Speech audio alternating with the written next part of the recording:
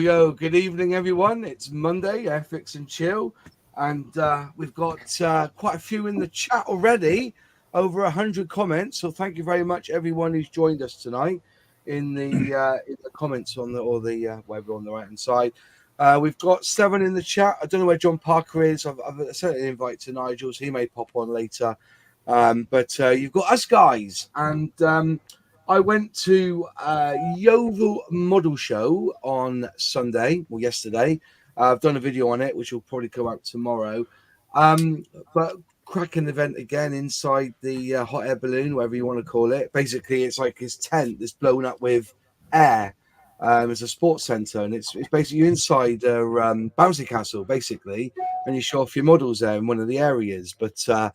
But we were talking, and I was talking to Andy from Scale Model Shed, and I just said, "How's it going?" Because he's selling up. He's selling all of his kits, and he said the summer's crap. He said the shop goes dead, and I could use that space for something else because he restores cars, doesn't he? Like Bentleys and stuff, old school stuff. And then as I was going around talking, quite a few actually said, "I can't wait for the winter nights to draw in because I'll be back on the workbench." So discussion tonight really is scale modeling really a winter hobby? Is it something that you do more of in the winter, autumn sort of times, and then when spring and summer turn up, you're out, when the sun's shining, which is basically on a Wednesday once a year in England anyway, where you go out and get yourself a tan so your turkey teeth really glisten, if you know what I mean. So that's really a discussion tonight. So we'll start off with who tends to model more in the winter months than they do in the summer months? Who wants to go first? And there's always silence. I don't want to pick you. I'm going to get like a basket and you put your car keys in and you pick one that goes first. So for me, I certainly don't model more in the winter than I do in the summer. But having said that, my job is very unique. So I work shifts. Winter is the busiest period of the year in my job. So if anything, I probably model less in the winter because work is busier. And I think for the majority of people in the hobby that work a more regular job or more regular hours, I think that's definitely a thing. The winter lends itself, depending where you are in the world, lends itself to modeling, to the hobby, because during the summer we have more daylight, people are out with families and that sort of stuff. So I think it definitely, you can see that if you run any sort of social media platform, it's always busier in the winter months. Always. But from a personal point of view, it's not seasonal for me. Yeah. Fair enough. What about you, James? Are you more winter or more summer? More winter. Yeah. Because in the summer it's too sodding hot. Especially for painting. Fucking hell, where do you live? Kingston. It's not hot anywhere in the UK. No, it is warm down here. Most of the times, obviously, the temperature record it gets broken at Heathrow. Yeah, but people model in Thailand. It's warm there. Yeah. What about you, Brett? Are you more of a winter or a summer man when it comes to scale modeling? Well, since I live in a place where winter's between 6 and 8 months long, our summer is so small that there's no point in stopping. We just keep doing everything year round. Fair play. The sun comes out, we take advantage of it, but we go back and still do our modeling and stuff. I just seem to think that when in the UK, for instance, because it's so light outside, we tend to do more on the outside. So when we do come in, when it starts to get dark, say like at 8:30, 8:45, with the evening's finished with, and so to get on the bench after is really difficult, especially because I don't know, the average time for me on a workbench is about 2.5 hours. If I get home at 6, have a bite to eat. You're looking at 7 o'clock. Then I sit on my chair and and get a model out and start working on it. By 9:30, I'm thinking, I need to go for a shower now, and that basically breaks up the evening for me. As I said, Monday nights is out because we're doing Airfix and chill. Every other Wednesday, I'm at a model club, but any other night, if I'm available, or it's about 2.5 hours I spend on the workbench, and because I can't do anything outside, and I don't really want to be outside when it's dark. There's nothing more comforting than grabbing a hot drink or something and sitting there and on the workbench and picking out me latest Airfix kit to build, or me Revell kit or whatever. What are you, Sonny? Are you winter sort of modeler? Because I assume that in the summertime, your job must make you work past 5 o'clock in that, is it? Or because you have later? We finish. No, we finish at 5. We do have the odd sort of events, but to be honest with you, it's usually maybe 2 or 3 times a year that it's like a late. But yeah, I spend literally all year round and quite a lot of time doing this. Fair play. It's nothing. Very little gets in the way. I don't have a social life, so that makes it a lot easier. Yeah. Haven't got kids either, have you? No, God no, Jesus. So no, I spend a lot. I mean, because I've been a smoker as well, so every time I come out for a smoke, I always have a tinker. So I spend pretty much every night. I'm in here at some point having a mess. It's generally why I get stuff done quite quickly, because I do quite a little bits, but little and often sort of thing. I wish I could do that. But then if the missus is off and at work and I'm off, then that's an entire 8 hours in here. So, quite a lot of time, to be fair. Well, and that says, what is a social life? Exactly, yeah. And see people and not just be stuck to your workbench, I guess. As a shop owner then, Alex, do you see much difference in summer and winter when it comes to selling kits and whatnot? Yeah. I mean, definitely the summer is slower. And it's because, and I think this is why a lot of people think of modeling as a winter hobby. It's because there's more possibilities in the summer. So there's more possible distractions for your time.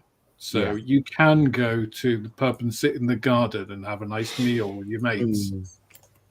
In the winter, you can go to the pub, but it might be raining. So there's a barrier of activation to go there. It's cold.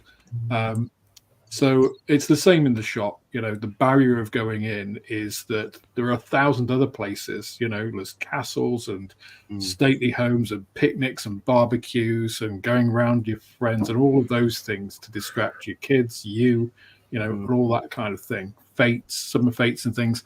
And they tend to be less in the winter or, whichever is your inclement season. Because obviously if you're in Australia, it's backwards. But it's definitely, and I think, as YouTubers, we see it in social media. The summer tends to be slower.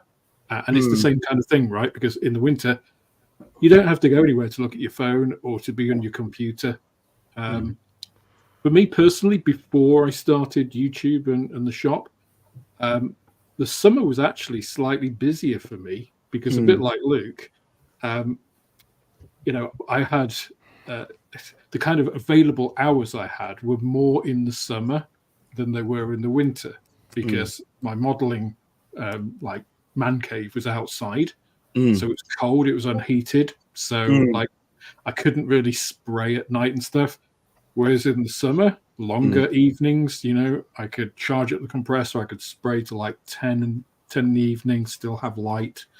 Especially as the kids grew up, and they're doing their own thing, that freed up those evenings to do that. So I think it's really, really variable depending on, where in the world you are, where you are in your life, like you said, with kids and stuff, what your job is, what other things are out there. But there are going to be trends in certain areas. I think in the UK, it tends to be a bit more winter-based. Yeah. Fair shout.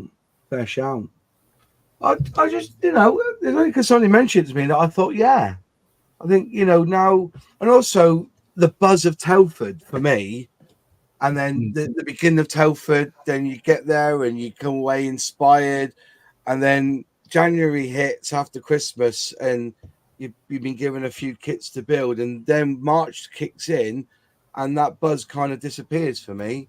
And I'm looking at, you know, what's happening at week evenings, and, you know, I can, because it's busier outside, it's nice to be when it's light.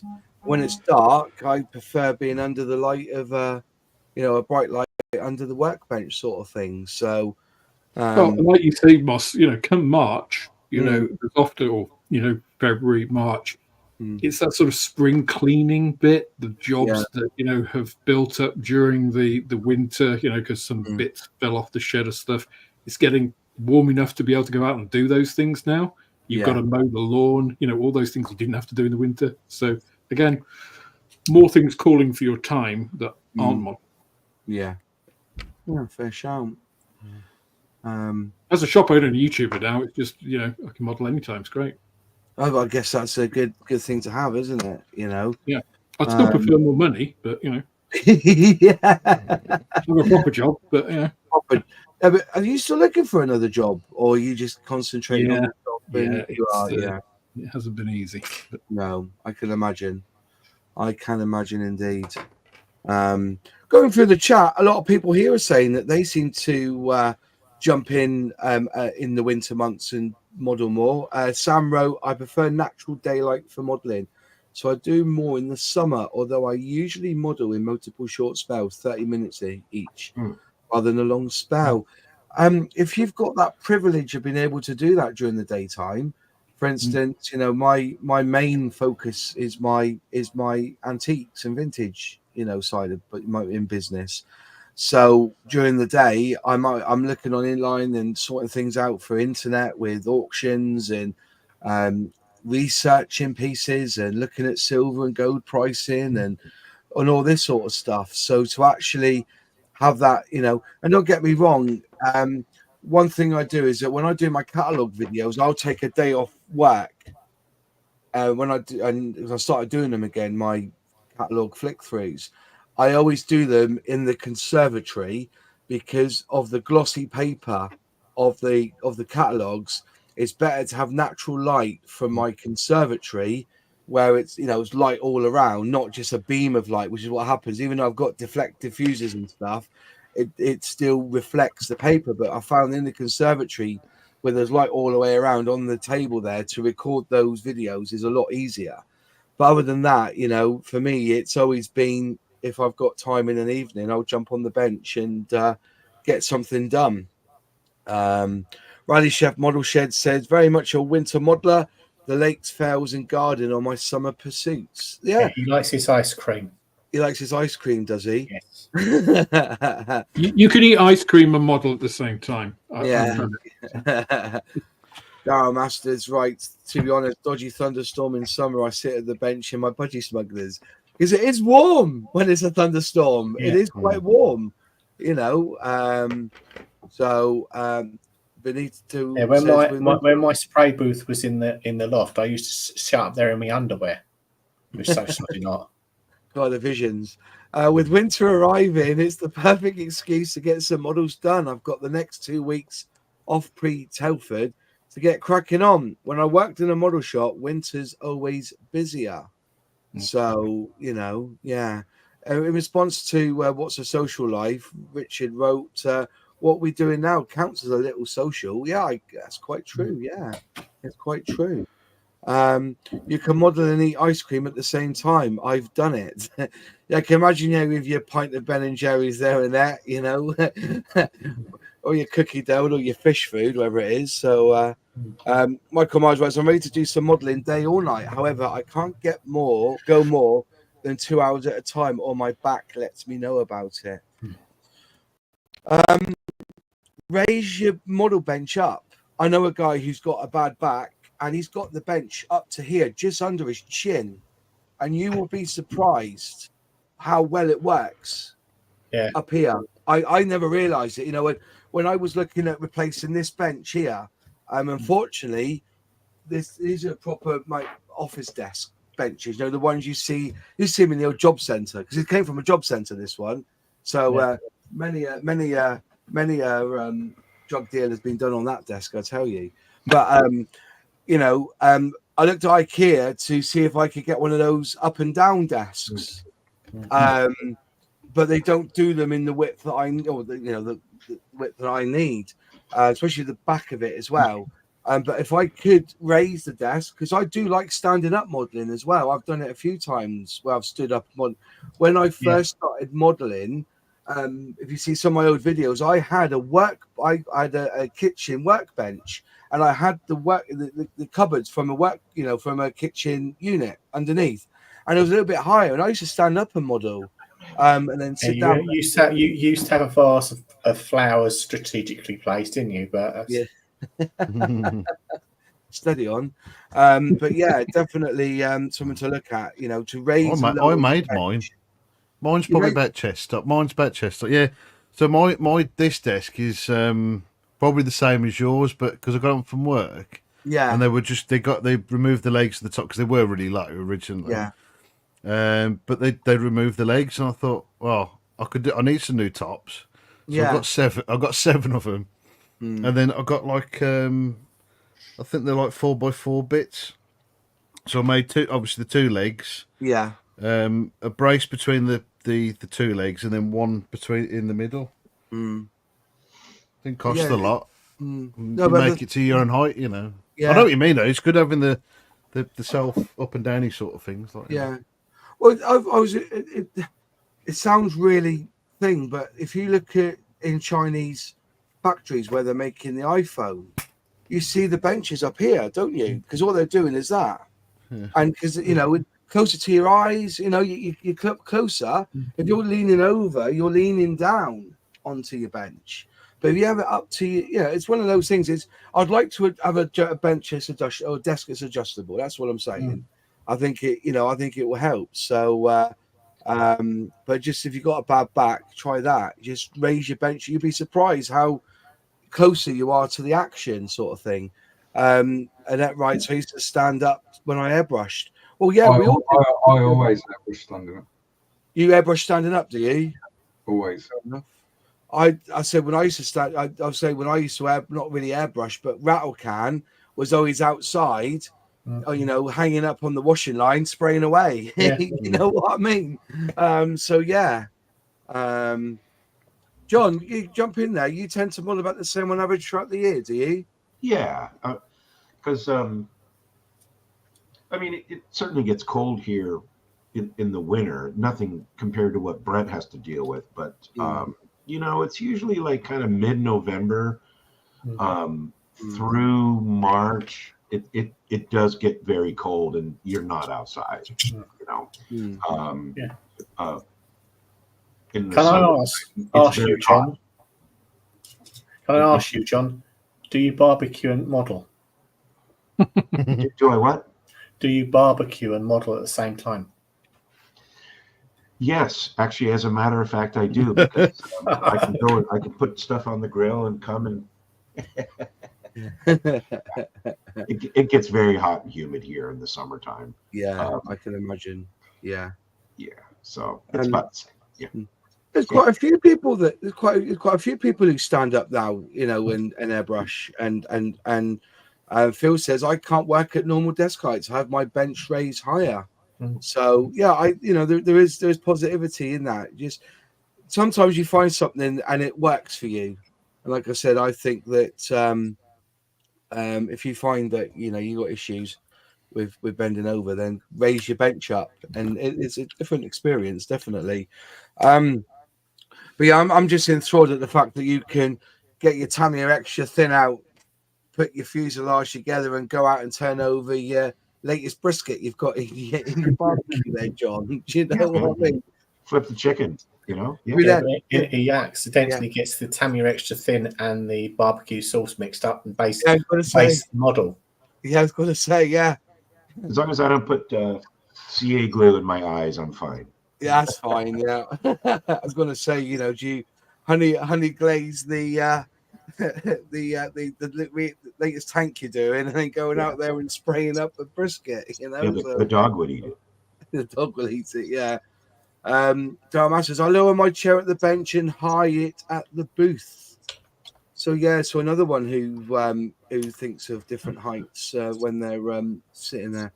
I don't need to stand up. I've lost so many parts to the carpet monster that my desk seat is 5 inches higher than it used to be.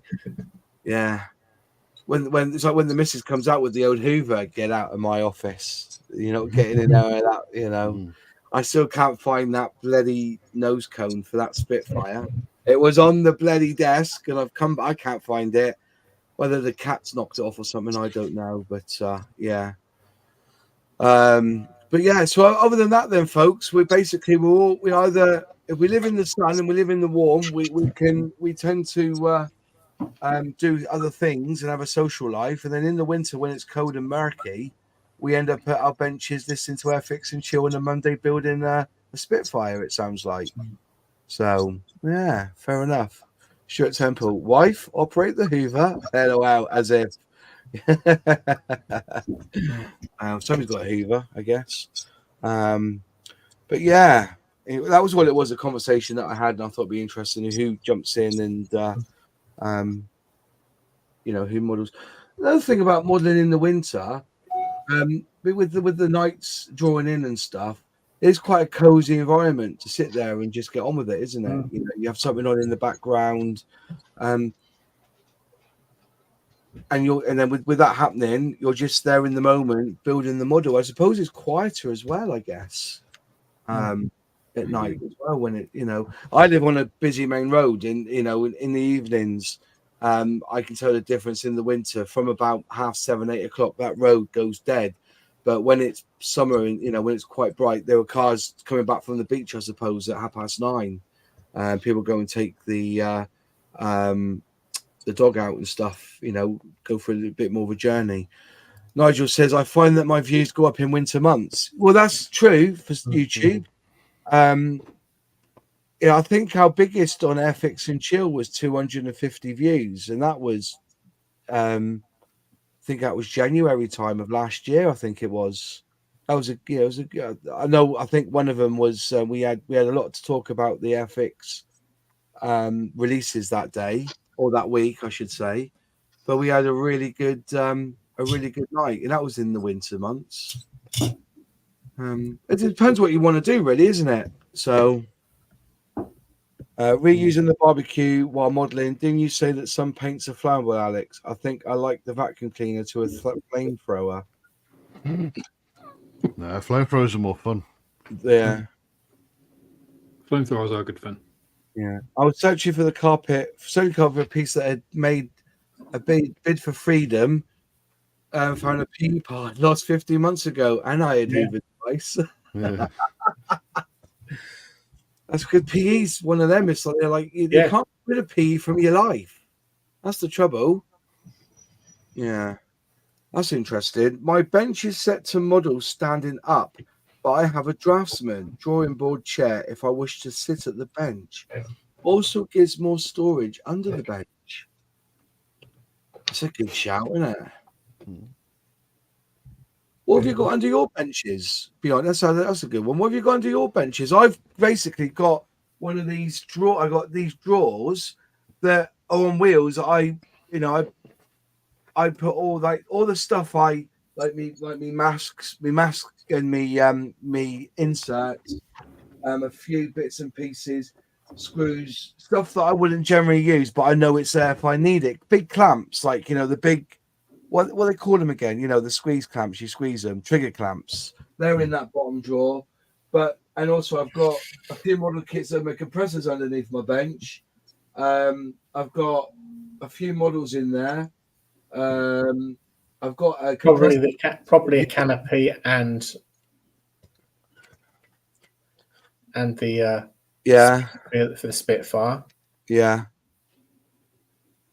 Storage boxes and kits under my workbench. Have you got kits under your workbench, or you keep it clear, Luke? No, so under mine is my bench is like in an L shape. Oh, you're one of them, are you? one of them. You're one of them. Yeah. So, So basically, he's a dressmaker. yeah. So on this side, so the spray booth is at the far end to my left, where I'm sat now. And then underneath there is the compressor and like thinners and all that, anything for airbrushing basically is that side. Yeah. Where I actually sit here and build, there's nothing under the desk at all. And then what I tend to do is, for example, I've got these like plastic storage trays. Yeah. So if I'm working on a build, it stays in here and that goes under the bench. Does that make sense? Yeah. And then next to the compressor on the left, IKEA there is essentially they're like shoe racks. Yeah. But they're solid shoe racks that you can use as like low level shelving. Mm. And that's what all the thinners and tools that I don't use regularly. So that's under this side, but this side's completely clear. Other than these like plastic storage boxes for whatever kit I'm working on. So I bought from IKEA the not the clear ones, but they look like A4 size trays with a lid on. Mm-hmm. And then you can stack them on top of each other. That's what I had originally, but what I found is that there were very few model kits that could fit in those bloody boxes. I ended up like, well, they all wasted bloody time in the end. So these ones, there were a lot. These are from, I think they're from B&M, and they're actually designed. What their real purpose is to go inside your fridge. Yeah. So you can organize your fridge. That's what they're for. Ah, fair play. Yeah, B&M is like a posher Home Bargains, isn't it? Sort of place you can go in with 20 quid and feel like a millionaire. Yeah, like Poundland was back in the day. It's great, and they sell everything from like dog treats to silos. I knew Poundland was on its last legs when you went in there, and they were reselling Music Magpie videos and DVDs. You know what I mean? Things have been cleaned. 99p. You know what I mean? It's like, all right, mate. You know, even Music Magpie can flip them on eBay, and now you're selling them in Poundland for 99p. You know? Yeah. No, don't get me wrong. Home Bargain. If you need makeup bits and stuff that obviously, I keep telling when people are starting out, I say, go to somewhere like Home Bargains. Get your nail files, your sanding sticks, your cotton buds. Even the little dental sticks to clean your airbrush out. Or if you want, those dental sticks are brilliant for chipping. They're a bit harder than you put your spray down and you get your water, but there's more resistance on the bristles, so use them. And I go there for that all the time. I even went in there once to a Home Bargain, and they had Revell kits in there. Just on the off chance, just once. It was like a couple of kits. I've never seen them again. Wish I bought them now, but Revell are in there. So, it's there's a handy place to go. What about you, Brett? What have you got under your workbench? Mine's like a kitchen countertop that's about 7 feet long, and so I've got cabinets all along except where I sit it. Yeah. Then my stash is on shelves over there. Yeah, we tend to do that. The stash goes high, and everything is low, isn't it? Because you need to get to it. One of my favorite artists, Tom Sachs, he always has a thing where everything you need every day is closest to you at hand, and the less you use it, the further away it goes from the workbench. So, like for instance, most of if you look around here, like me paints, me cements, me fillers, all there in that red box. There's like all the tools that I wouldn't normally use or go in there or I've never used. and then reference books on the top there, and then all the kits. I've got like a shelf that goes all the way around. There's all my I call it my second, the stash that came from the attic that I tend to want to build this year, but never happened. So, up in the attic, there's 600-700 kits up there now, So, but things I want, at least this is in my visual. If I see it, I might build that this week. Is there?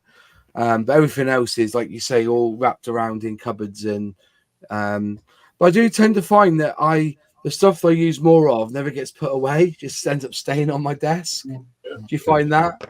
You always have yeah. So directly in front of me. God, that's fucking hell. There's scale model porn, ladies and gentlemen. So there's obviously my desktop. And another one of those IKEA shoe rack type things, but that's got all either the paints I'm using currently I put on there next to the spray booth, which is there. And all the stuff I use regularly is either on top of the bench, or obviously all the paints. Well, the majority of the paints are in that rack there. Yeah.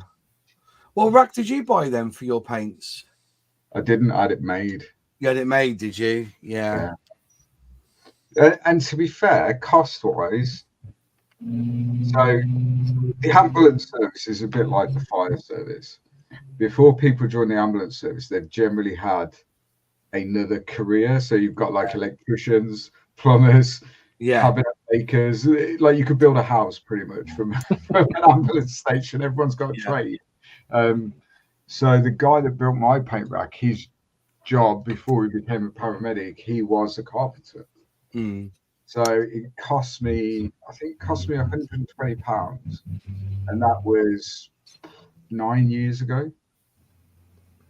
So actually, if you went down the hobby zone route, or bespoke stuff that's designed, it's much cheaper to find a decent carpenter or cabinet maker or whatever, and they'll bespoke make you one for a lot cheaper in the long run. I remember watching London's Burning as a kid, and Bayleaf, he was a painter and decorator, wasn't he? But that's what they did. The fire brigade and the ambulance men, they weren't on a lot of money back then, were they? So they used to were like second jobs. Because they were shift work as well, because you do 4 days on, 4 days off. So they have 4 days on, and then they have 2 days where they'll go and paint somebody's house and decorate it. So before paramedic was a thing, because that's fairly new as far as the NHS is concerned. So sort of 35-ish years ago, paramedics didn't exist in the UK. So they were ambulance men or ambulance drivers, because that's basically all they could do. And a lot of them used to, on their days off, they'd be undertakers. They'd work for undertakers, because they're used to dead bodies. It doesn't put them off, so they go and pick up dead bodies and stuff. Yeah, pick up a dead body. Here's my card, love, if you need that. Literally. It was the thing. I should pull through, but if he doesn't, here's my other card. Yeah, that's right. Yeah. Do we take it back to our garage, love? We're getting ready for burial. You could have a two-sided card, couldn't you? Like? Yeah. It's still the same now in the fire service, Craig Jules is saying. So, I knew a fireman. The benefit of the fire service, even now, they will get called up, but generally they can sleep at night, which is different to police and ambulance. That doesn't really happen. So if they've not been called out, they're kind of fully rested for the next day, so they'll go and do a bit of plumbing or whatever, and make some extra cash. Fair place for them. He was a friend. He was married to my wife's best friend, but they're not together anymore. But told me a story that, because they used to sleep at night in the fire service, and when they were even off shift, they would sleep in the fire station as well. And so they had this rule: is if you're on call, you have your underpants on, but if you're off call, your underpants are off. So that's how they would sleep. So they would know that if they hear the bell go, if they had their pants on, they would they're on call, they would then be ready to jump down the old fireman's pole, and off they would go. And one night, the bell went, and he woke up startled by this bell, slid down the pole, realizing he was bollock naked. Like, and they all laughed at him. "You're not on call, mate." "Oh, no. Up the pole he went, back to bed again. Like, bollock naked in front of all your mates. So yeah, that's it, But yeah, I when you're a fireman and all that, yeah, definitely. Just looking through the comments. Under the desk, I've got one of these. I can't see that Alt 92, so you have to explain it what it is. What you've got under your desk. What about you, Sully? What have you got under your desk? Well, I've kind of got 4 desks. You're one of them, are you? Yes. Well, like I said, everything. No, I've got a C shape. Well, sort of a C shape. There's a bit of a gap in it. But my main desk, I'll work front of. I've got a bin and a heater. Is that it? A bin and a heater? Pretty much. I have got a couple of overspill kits because I've got another desk to one side of me, which is technically like a bit of like slight overspill, and my photo booth, which is actually, it was some cabinets that were actually installed in the garage. So I took them off, kept them, put a couple of legs on them, so it raised it off the floor a bit. So that's where most of my like main material, big material stuff, again, stuff I don't use very often. Most of the kits, the ones that are under the bench, are just basically too big to fit in the cupboard. And then on the other side, again, it's like them stacker drawers and stuff. It all depends, doesn't it? I know I'm very fortunate. So, for example, if I'm working on a diorama in here, behind me, that bench there is for diorama, and those shelves are all like works in progress and stuff. But I also have a garage that's got all my diorama stuff in it. So I've got like a 12-foot bench in a garage, that all the diorama stuff, because that can be messy. So I'm very lucky. But if with a little bit of thought, you can turn a very small space into a very effective workshop. You really can. I've not always had this. Do you know what I mean? It's not always been this big and blessed with this much space. But with a little bit of thought and planning, you can turn a very small space into a really effective workshop. I was the same, because when we were buying this house, I was like, I need a space. Unfortunately, he had a garage, so I converted to the garage. I am pretty much basically cramped at one end. but you can make it work, can't you? You can be really efficient. Yeah. The one thing that cracked me up, because like at my old house, like the same as you, look, I had all my paints in front of me. Now I've got like paint brushes and all bits and bobs in front of my computer in front of me. Yeah. And normally my paint used to be in front. But then I was like, I'd got everything all worked out. Everything was taught to hand. The last thing I thought about, shit, where the fuck am I putting my paint? Yeah. So I've done the same. Yeah, I've done sort of the same thing. I've got. I've made a shelf up on the back there. Yeah. For all my paints to go up on. Yeah.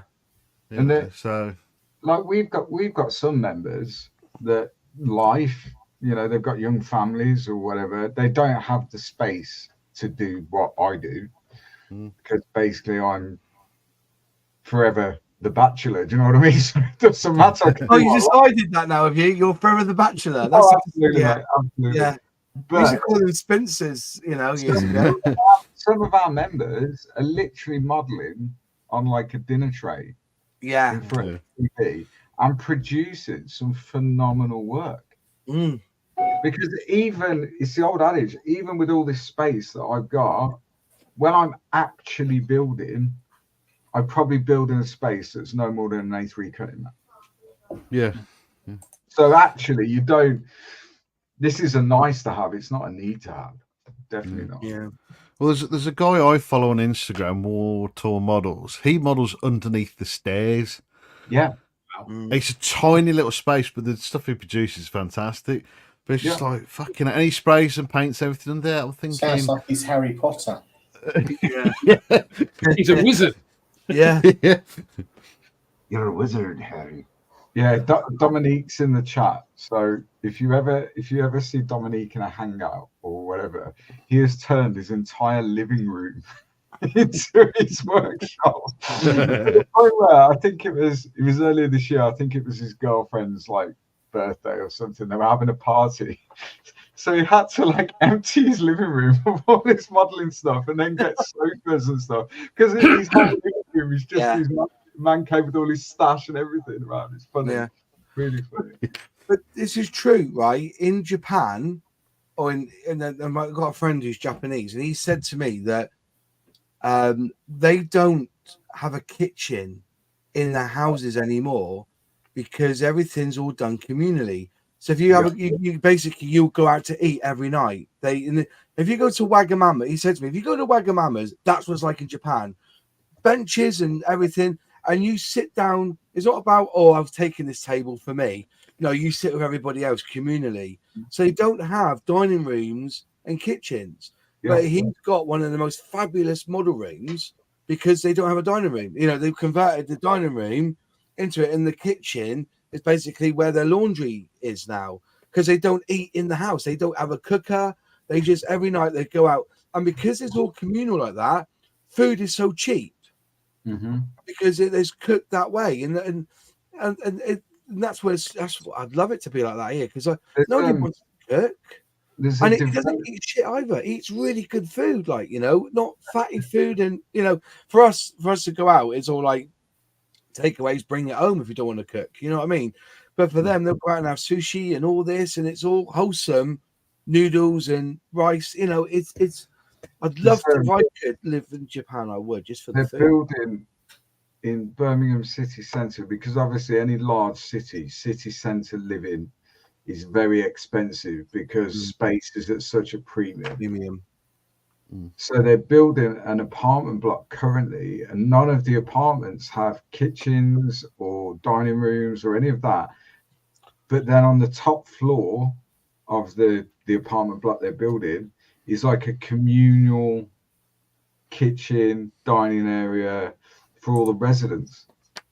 Like it's this new concept, but probably inspired by what happens in places like Japan and stuff. I mean they're still not cheap, those apartments, but you look at a rich American, just saying a rich American. I remember food in America is quite cheap, isn't it? You know, but is it right? Is it quite cheap or not? No, it's not. Not at the moment. In comparison to the UK. I was under the impression that if you live rich over in America, you would just eat, you know, you go out for pho for lunch and then you'll grab a sandwich on the way home sort of thing. That's what I would do. Rich. If you're rich, you would do that, would you? Yeah. So what we call 1%ers. The 1%ers, well, it's 0.5% in this country. You know? Well, the thing is, though, you could be rich in this country and still can't afford to go out to fucking eat. Do you know what I mean? That's the problem in this country. Everything is just as expensive here. Yeah, all right. I thought fast food in America was cheaper especially than eating out. Yeah. Okay. Because I still remember when Big Macs for $2.99 for a meal, wasn't it? $2.99 meal or something. Now it's like £7. In Kentucky Fried Chicken, fucking hell, 20 quid a bucket. That really surprised me. You used to get a 14-piece, 7 fries, and a bottle of Coke for under 15 quid. Now it's like 25 quid. And you don't even get your fucking Vienna with that anymore. You can't get full fat Coke anymore. They tax you more than full fat Coke. Yeah, it's all diet rubbish in KFC, isn't it? They don't sell any full fat carbonated drink. So the last time I won't go in there on principle because I don't drink diet drinks. I don't see the point. But last time I went in there, I said, can I have a full fat Pepsi? Well, oh no, we don't do that. You'll have to have Pepsi Max. I said, well, that's ridiculous. I'll have a cup of coffee and 15 sugars then. It's I love that, but I can't have a full fat Pepsi. Exactly.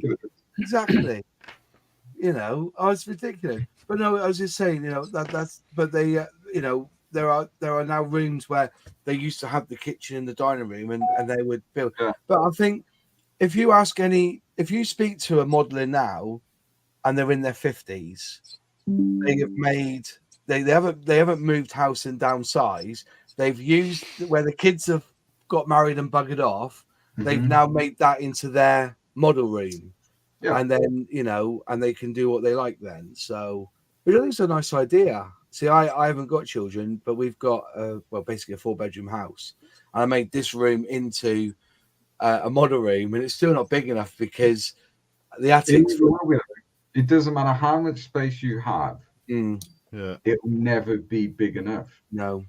Because it's the old adage, people live to their means, but it's the same with space. If you've got space, you'll fill it. Yeah. And you don't have to think necessarily about being particularly efficient in the way you build or whatever. So you soon fill it, and then you're like, oh, I could do with more space. You just fill that space with shite you never use. Just how it happens. Well, the problem is what do you do with the ones where you finish? That's the issue, isn't it? Exactly. Because your stuff generally is probably about the same level amount of shit that you normally have.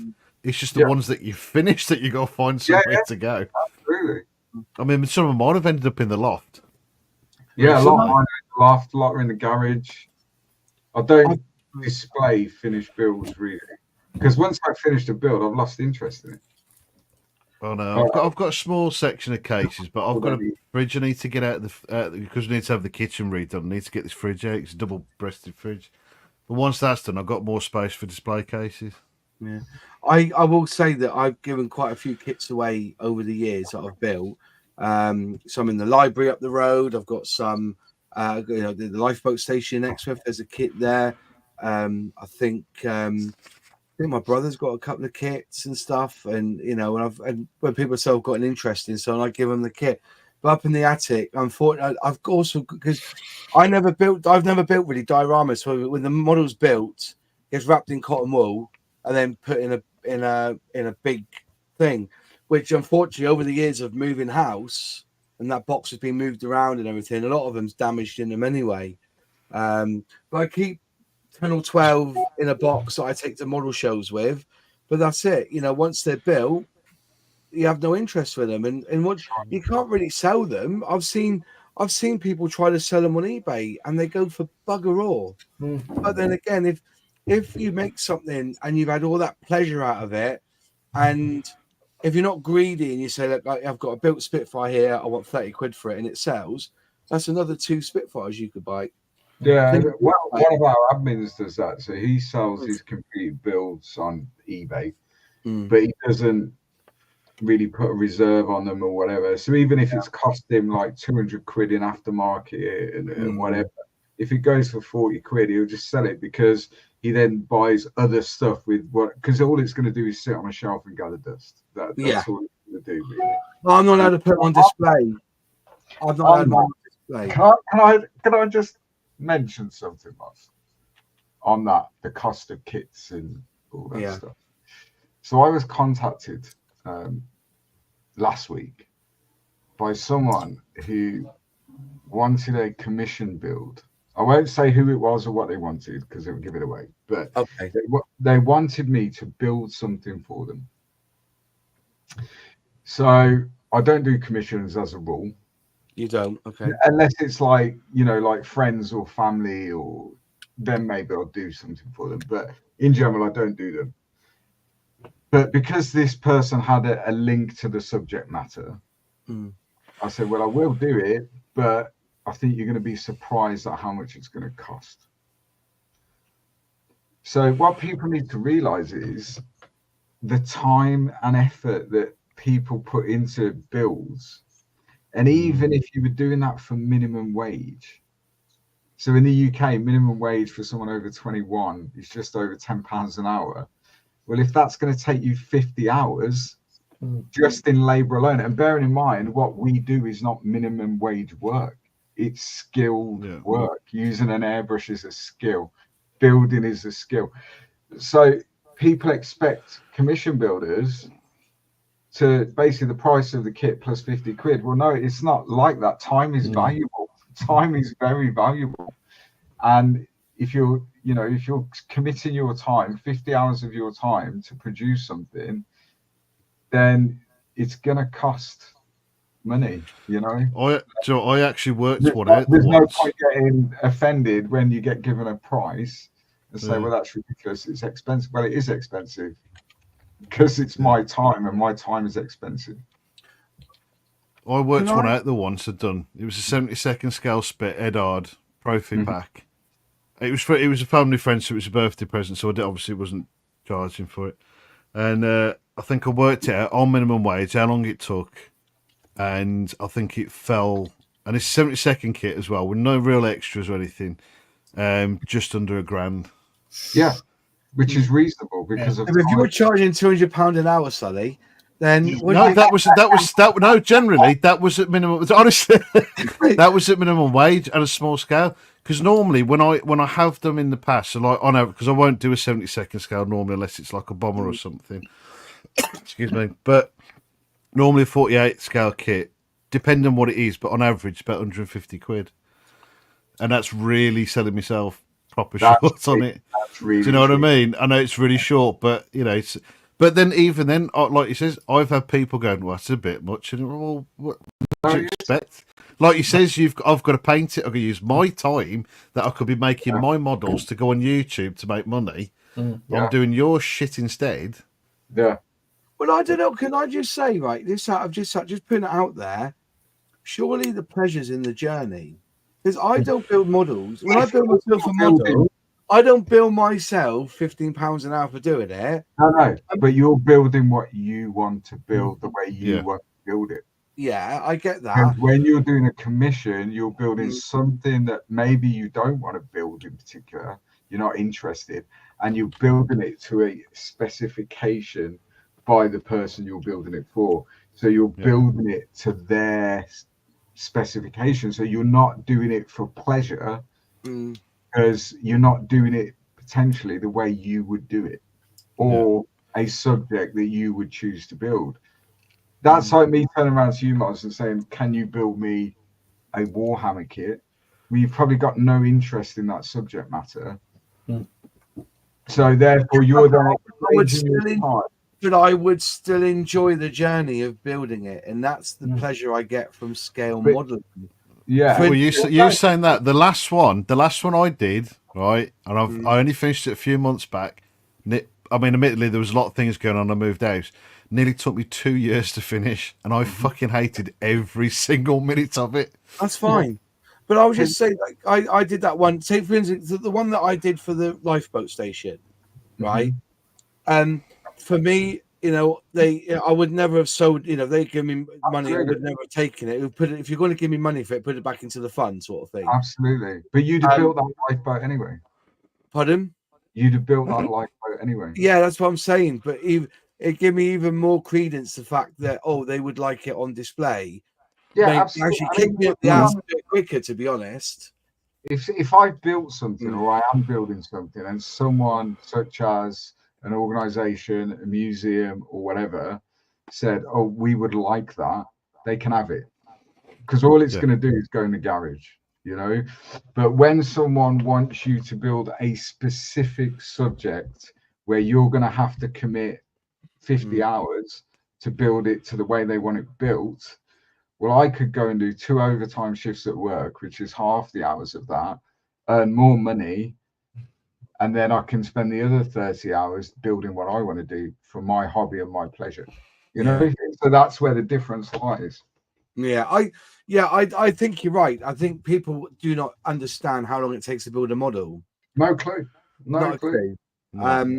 And it's not just, and then also you've got to be, if you're saying you're doing it per hour, you've got to then look at that and think, because how many times you go back to a model kit, spend 10 minutes doing this or doing that, those 10 minutes add up, don't they? Yeah. You know, I said, I've done commissions, and I've said, I'll do it for a couple of £100.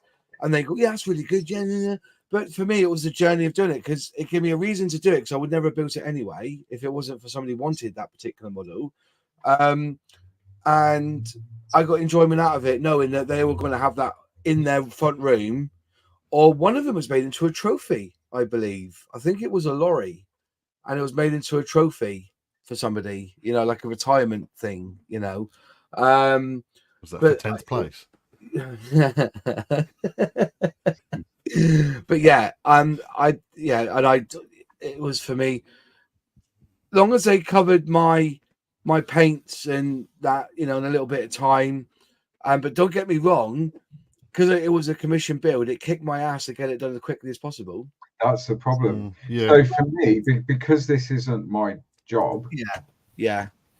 I do this to relax away from my job. Well, as soon as you're doing a commission build, and I have done them, and I didn't enjoy it one little bit, because then you're potentially under a time frame pressure.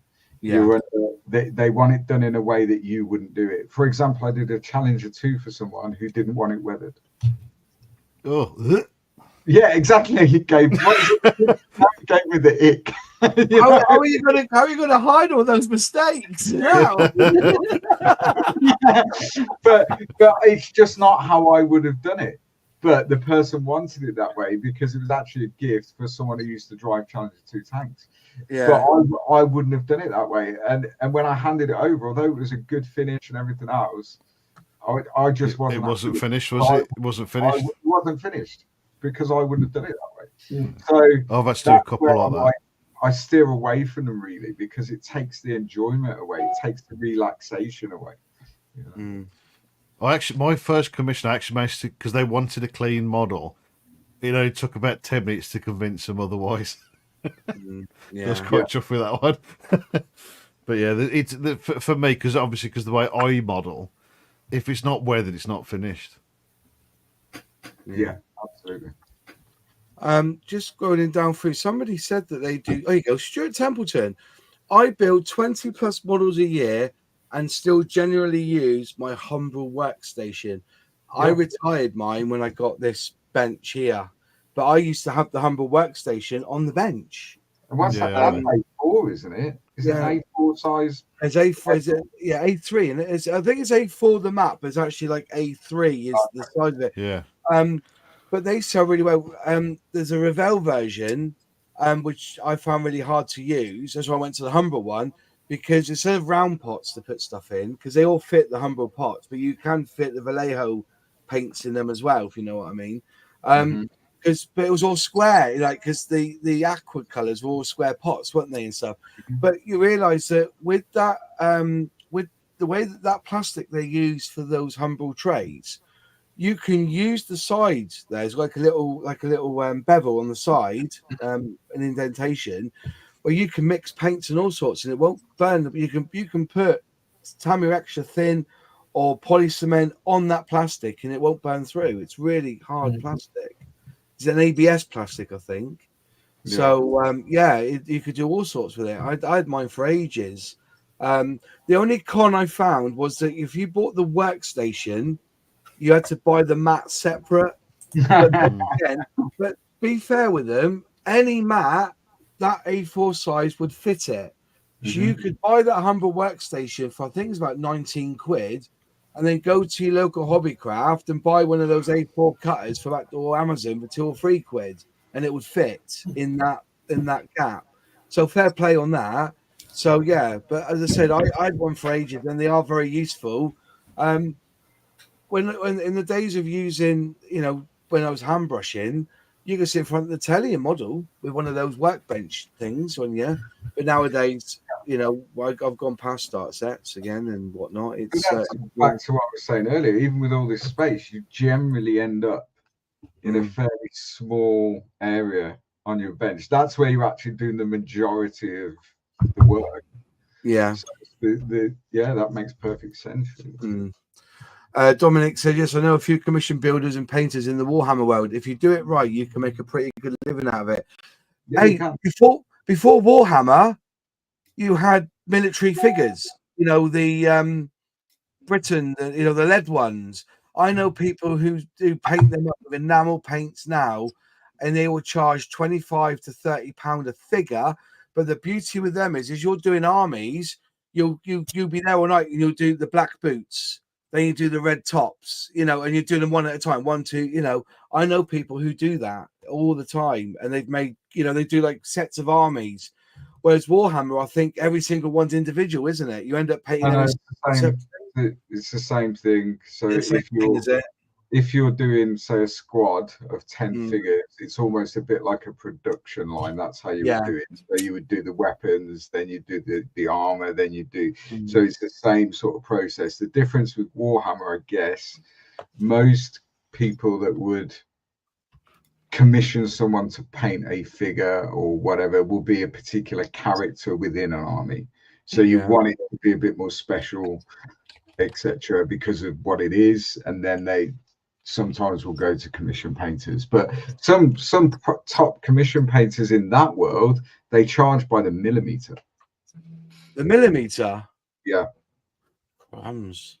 Yeah, and they have like a standard of, do you want it weathered, do you want it shaded, do you want base colors, what do you want, and then how tall's your figure? Is it 28 mil, is it 32 mil, is it 54 mil, and we're going to charge you a rate per millimeter. Yeah, I get that. I do get that. A lot of money. Yeah, but like you know, you go through eBay, you can see like you've got 89 Metal Pro painted War of the Roses figurines, so lead based figures painted, 89 of them, 230 quid. And if you look at them, it's bog standard black boots, you know, white trousers, red tunics, and a bearskin top, like, you know, and it's very easy money if you can get people to pay you for doing it. Well, that's like everything, you know. With my discos, I'm not being big-headed here, fucking not a chance, but people respect what I do and I can command a certain rate. I'm not big style when, you know, people charge 800-900 quid for a 4-hour gig. I don't charge, but I think that's taking the piss. You know, all you do is pressing the button and trying to interlink mix tracks. You know, there's an art to it, but it's like any profession, doesn't really matter what it is. So I don't do it now, but I used to work privately. So I'm not going to say what it was, but if I told people my hourly rate when I used to work privately, they'd be like, how much? Yeah. But if anyone could do it, it'd be cheaper. Yeah. The same as if Alex is doing, hey? No, I'm not telling you. But if Alex could do consultancy work, for example, he's not going to do that for minimum wage. Yeah. No. Because his professional knowledge and skill set commands a price. It's just a welder's not going to work for minimum wage.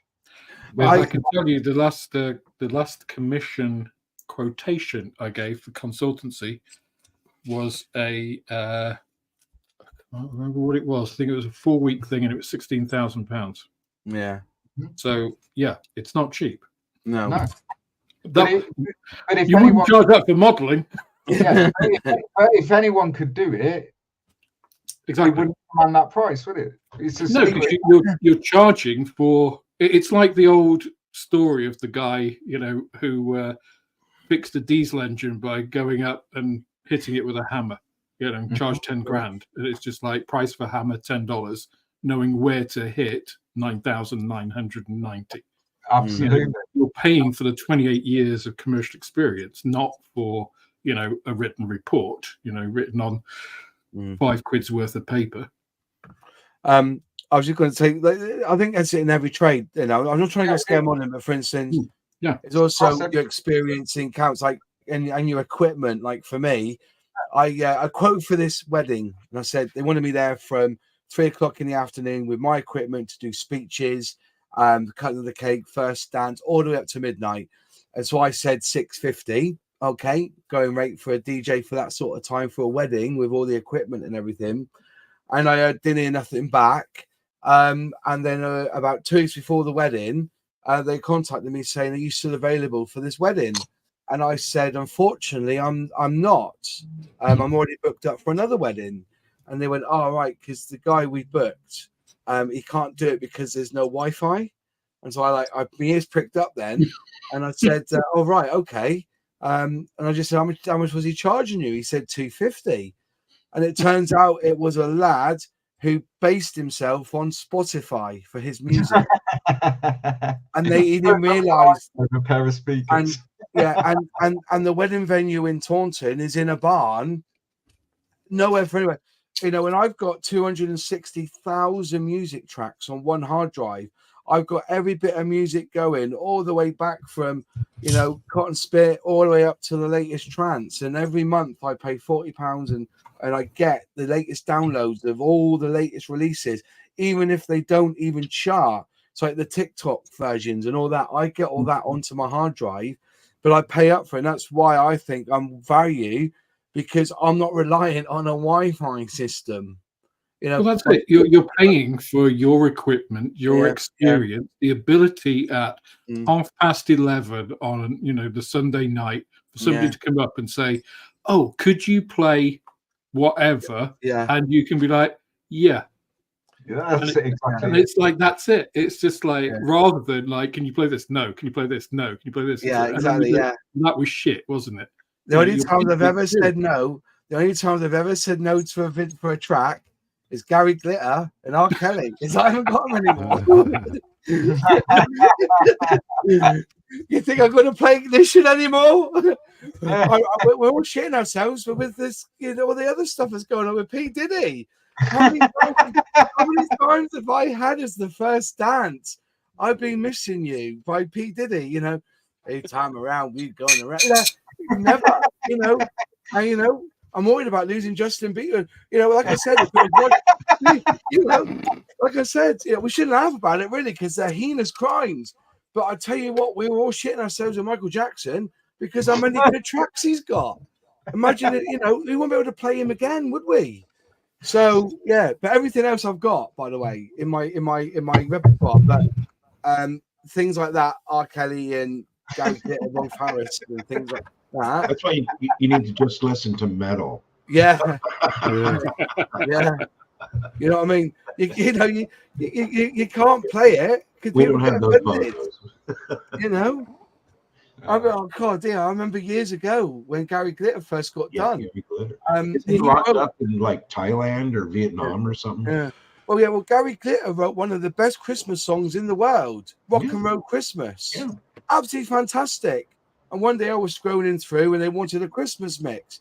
So I put this Christmas mix on. Halfway through this mix, Gary Glitter popped up. Him over in Rock and Roll Christmas.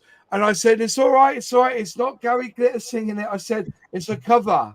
But still people got offended by it. It wasn't a cover. It was Gary Glitter's voice. But I just said, it's a cover. You remember the Glitter band still exists outside of Gary Glitter, you know, but, you know, they wouldn't have it. I mean, but that's the only time I ballsed up. But still, people, you know, people do ask for Ignition still from R. Kelly. And you say, well, you can't really, you know, it's really you may joke about these things, but yeah, it's you've got to set the level, haven't you? You know, and remember when you. What about P. Diddy, Moz? We've already gone through P. Diddy, mate. Yeah, I've been watching you. I've been missing you. That's been a massive track for First Dances for ages. Lost Prophets is another one you can't play. Yeah. You know, you go through the years. It's sad, but and they're heinous crimes. But the only thing I will say is that we can still play Elvis Presley, but he's dead, so it's all right. You know? Just saying. Anyway, back to modelling. Hi, I thought I'd chime in and agree with what Luke was saying. It's not a subject I enjoy. Then to me, it's more like working, and for that, I'd want to charge more than people are willing to pay. But then, will you price yourself out of the market of building a commission build? But if you don't really care, then it doesn't really matter, does it? Yeah, I mean, I've done that. I've had a commission where, or like people have come with commissions. You know, could you build this for me? And I'm like, no interest in it. I know it will be a dog, and it's just like, yeah, it'll be £500, and they're just like, well, I'm not paying that. And it's like, okay, if they paid £500, I would do it because it would be worth it. But I don't really want to. So you know. But that's like any trade, isn't it? So if you've got, I don't know, a job to do in your garden that gardener really doesn't want to do, they'll just price themselves out of the job. Yeah. That'll happen. If you've got a gig that you really don't want to do, then you would just say, yeah, that'll be £1,500. Well, they're not going to pay that, so therefore you don't have to do it, do you? Yeah, and if somebody is going to pay £1,500, you're just like, well, I don't want to do it, but it's £1,500, so I'll knuckle down. Yeah. Just quickly, somebody did say Stuart Templeton said somewhere, absolutely, you're not paying for the service, you're paying for the knowledge, and I think that's a really good.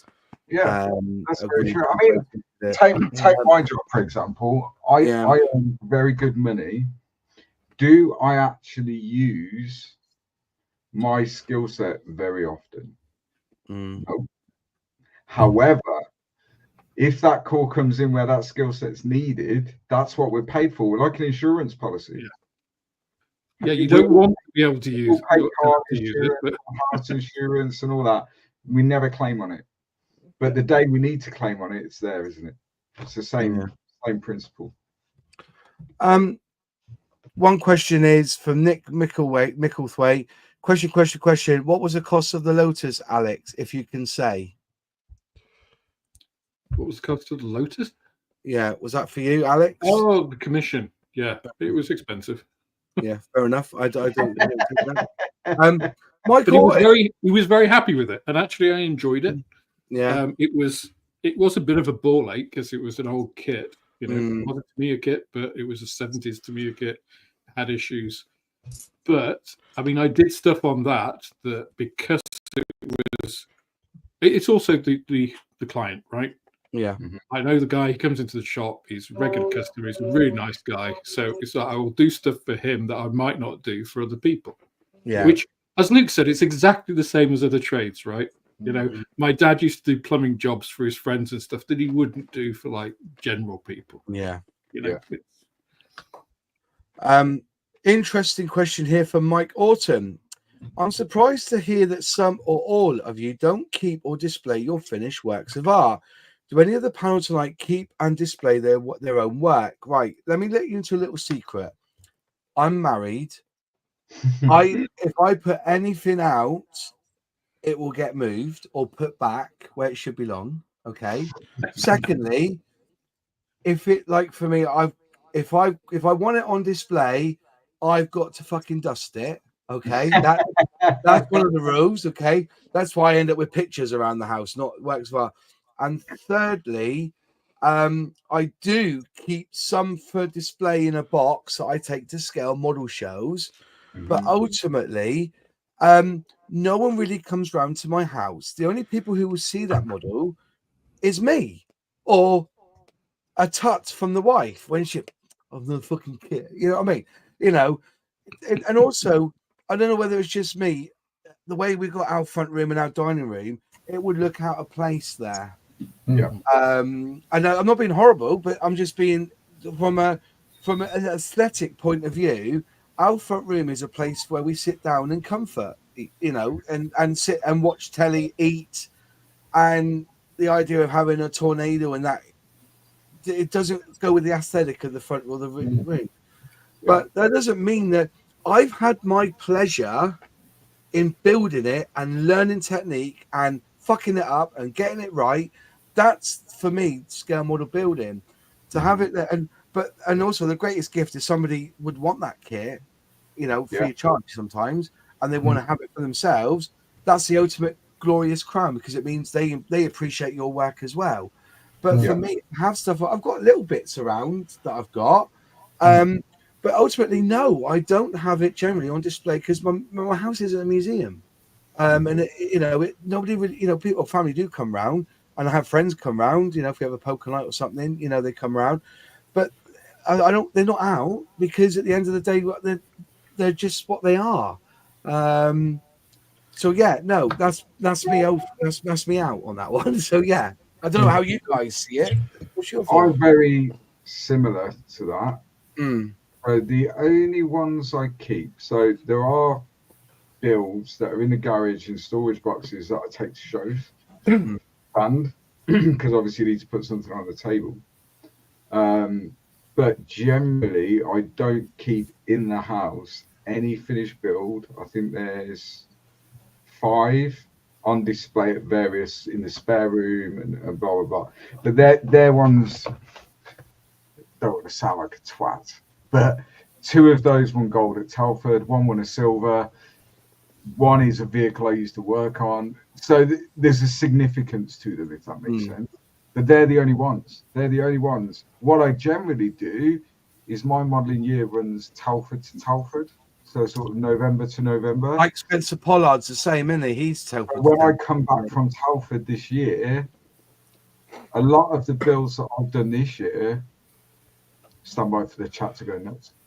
A lot of the builds I've done this year, I just put in the bin and bin them. And then I've made space for the coming year because I've photographed them. They're either on the YouTube channel or they're photographed and on a hard drive. So the pleasure is in the build, not in looking at them 2 years down. Yeah.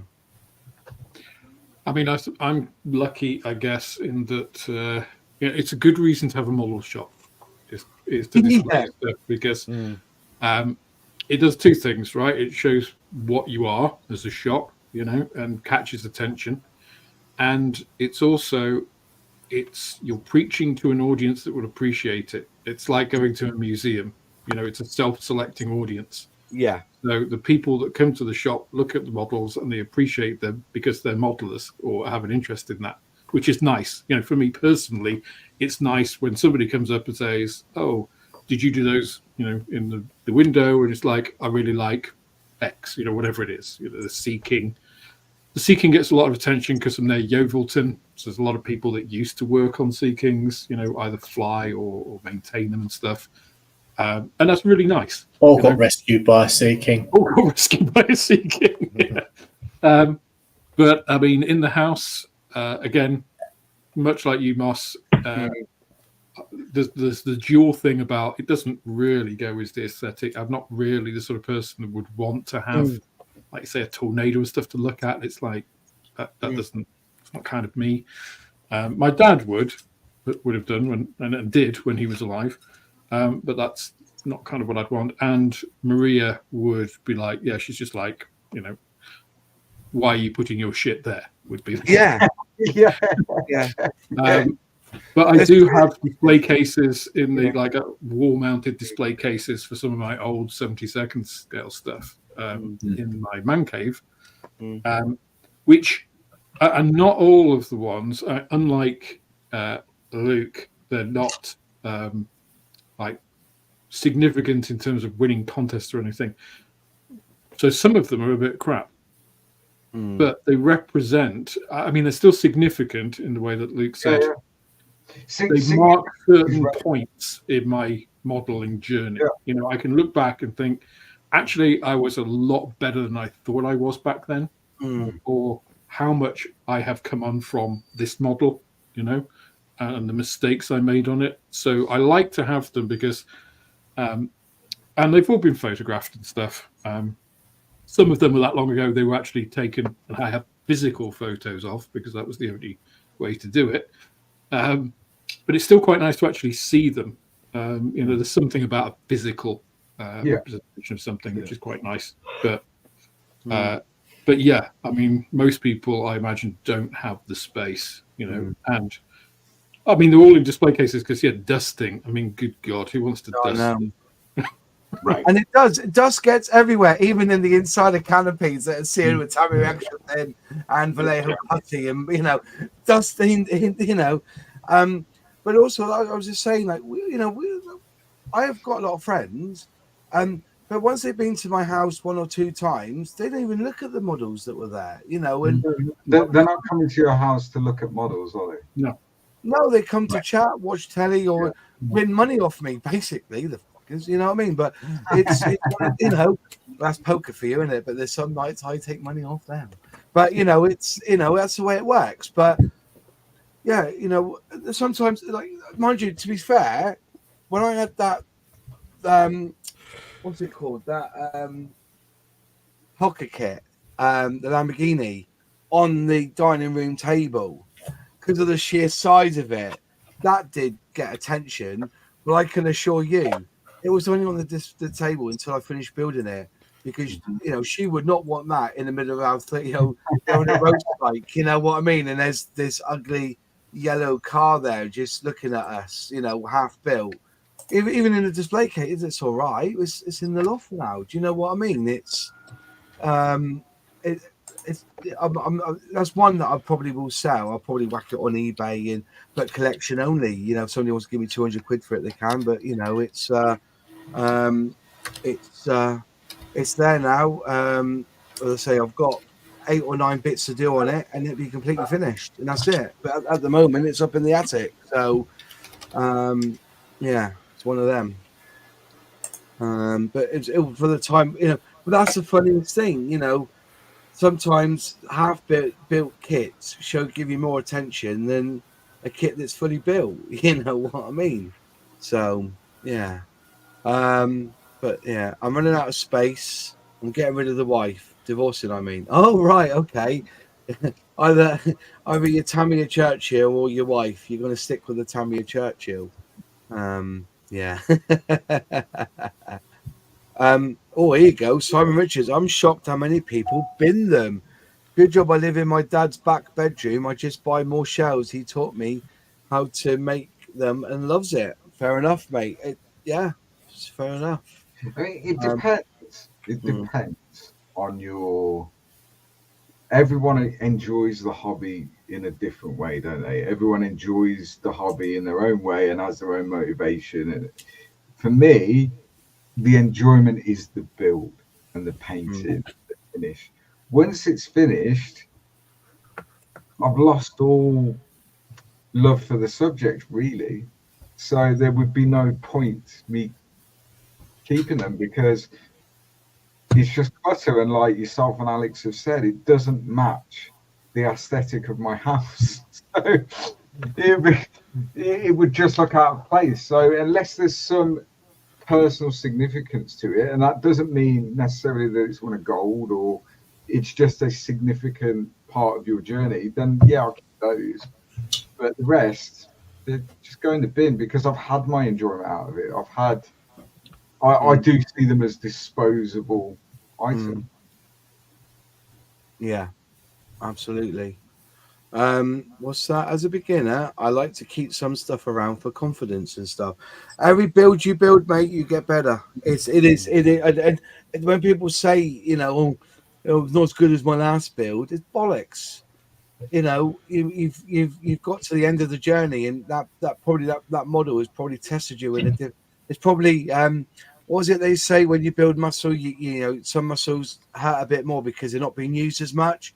The same with modeling. There's certain techniques that you develop more, and it becomes a little bit more painful in it because of what you know doing differently and learning how to use a certain product or get to a certain standard. But I've always said that every model you build is better than the last one. So you know, is that why all of my muscles hurt, Moss? Because I don't use them. Yeah, say that. Well, look at that. Yeah.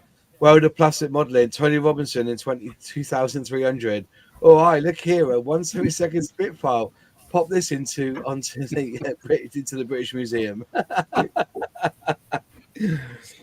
You do wonder what, you know, how people look at us in 100 years' time. Well, not even that now. It would be 50 years' time, 60 years' time, like, going that 20 years towards the turn of the next century.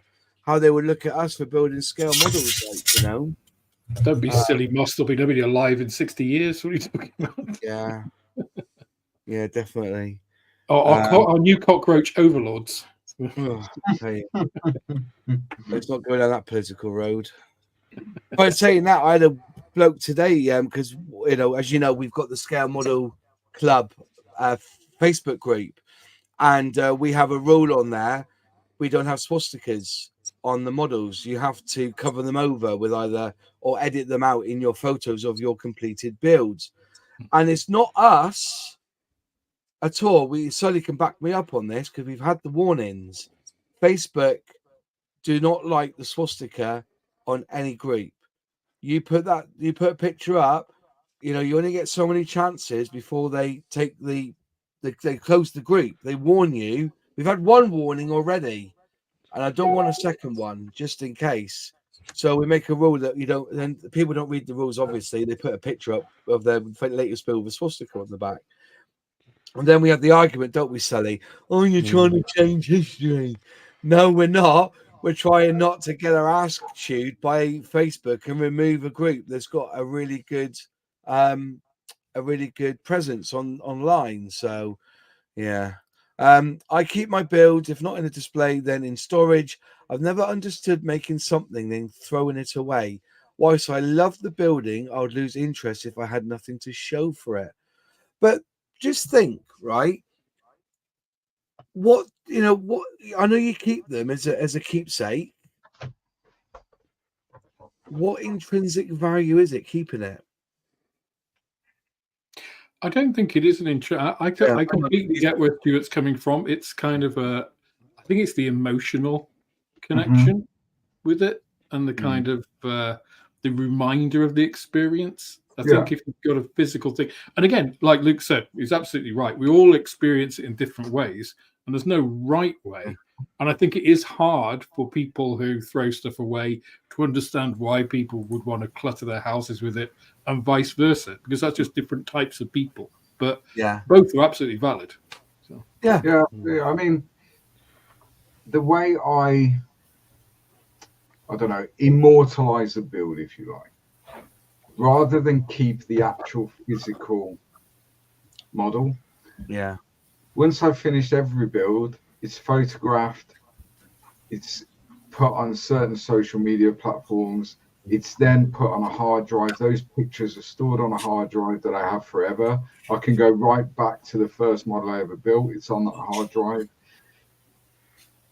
That's how I keep them, if you like, because like I'm quite prolific. I build a lot of models. It wouldn't, if I'd have kept every build over the last 11 years, there would not, even though I live in quite a big house, there wouldn't be a lot of space, because, and generally I'll build models on a base or a vignette or a diorama where they take up more space. So all of a sudden you kind of end up in a position. So if you look at our stand this year at Telford, that will look very, very different to it did last year. And in 2025, it'll look different to it looks this year, because generally it's all stuff that we've built in the previous 12 months. There's the odd sort of staple that will be there, that's there every show. But in general, we try and refresh that display every 12 months.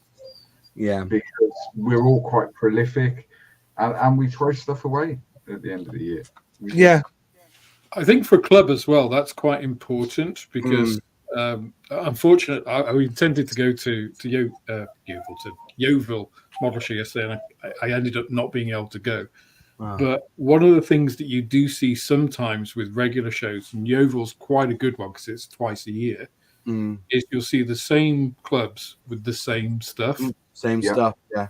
And it's just like, well, that's fine for the odd modeler going there. But if you're doing the rounds all the time, you live in the area and you're seeing the same stuff, that could actually be a barrier for you then going to the show in future. If it's like, oh, well, it'll just be the same old stuff. So keeping it fresh, I think, for a club is really important. So, 100% agree with that. No, I did, just out of that, because I went yesterday, I filmed it. I would say 60% of it was the same. There was a lot of newer stuff. Like, for instance, there's one lad there, and I pulled up to Yeovil, and he's done this amazing helicopter. It's on one of the, if you go back to one of my old Yeovil videos, he's done this helicopter with, like, I think it's like the Predator down the side, or was it a Panther or something down the side? I'm trying to think in my mind now. And it's all painted by hand. This, like, you think it's a decal, but it's not. It's all painted by hand. Oh, and I went past. Pardon? Is it a hind? Yeah, the hind. Yeah. It's like, I remember that Predator. Yeah, it is Predator, isn't it? Yeah, it's all painted by hand. And the first year I saw it there, or the first time I saw it there, I was overjoyed and thought, well, that's some decal. I saw hand painted with a hairy stick. I'm like, really? Wow. And then he said, yeah, but don't notice the rotaries aren't there, like the rotors aren't there. So I forgot to bring them. Then the following show, he brought them with the rotors on.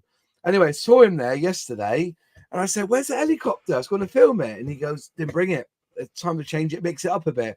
So that's one club that mixes it up a bit, if you know what I mean. It's important. You are right. But the trouble is that we seem to be stuck in this area here that we like, and I'm the same. I've got 12 models there that I take to every single show for this year. So by the time you've done Yeovil, Thornbury, Plymouth, you've done the rounds down here, Nailsea, for instance, it's all the same clubs, same models.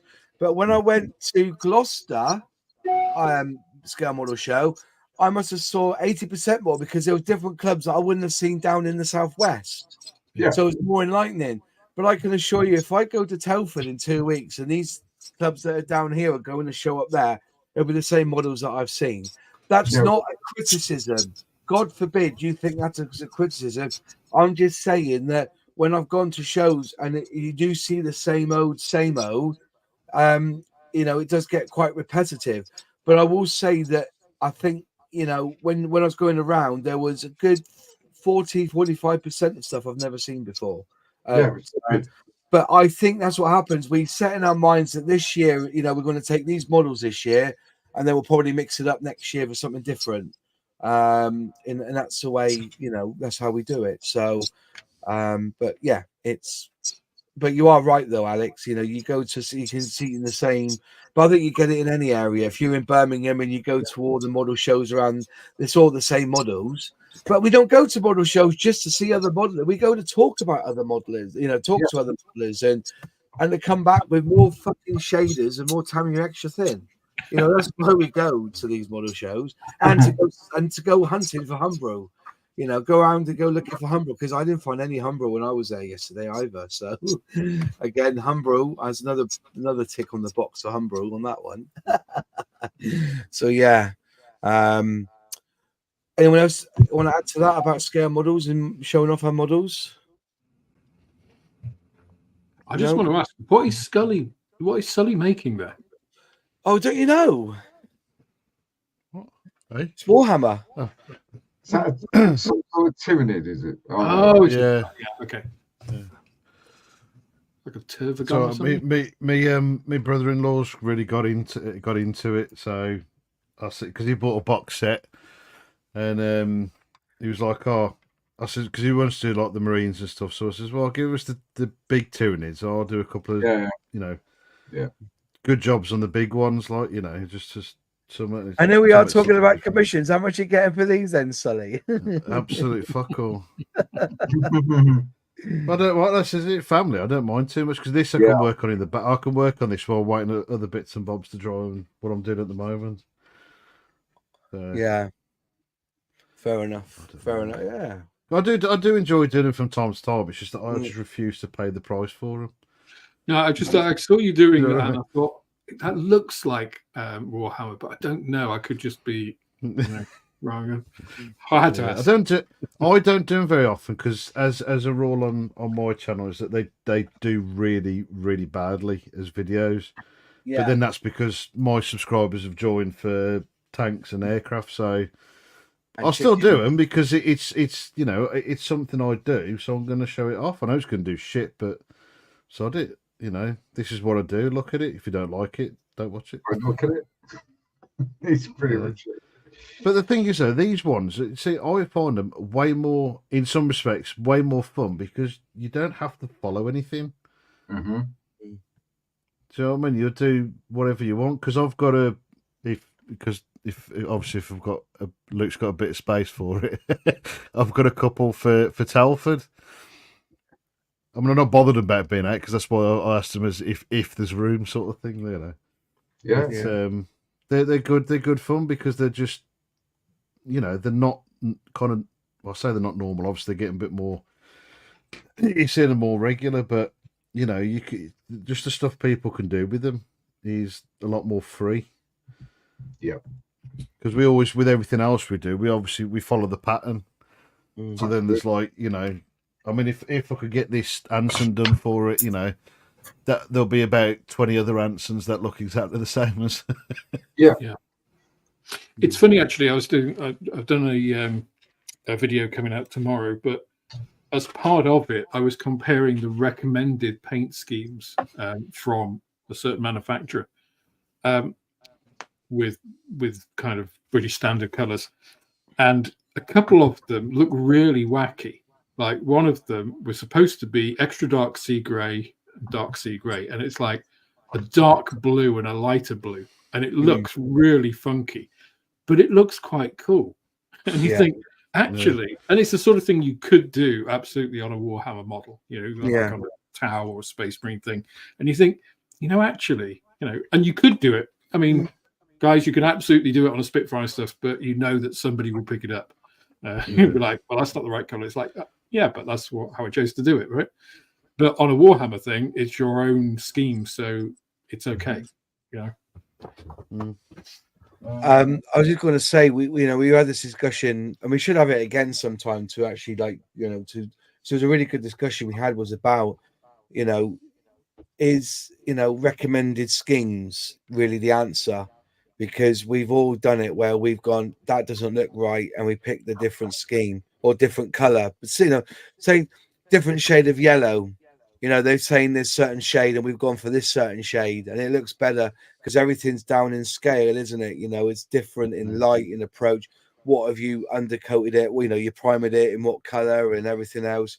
And then you weather it down. So it could be like really too bright a yellow, but by the time you've weathered it and added your shite on it and everything and a bit of salt and pepper and everything, it tones it down a bit, But we need to have that debate. But anyways, right, questions, anyone? If you've got any questions, last half hour, last 20 minutes, I should say. If you've got any questions, we'll go and knock them through.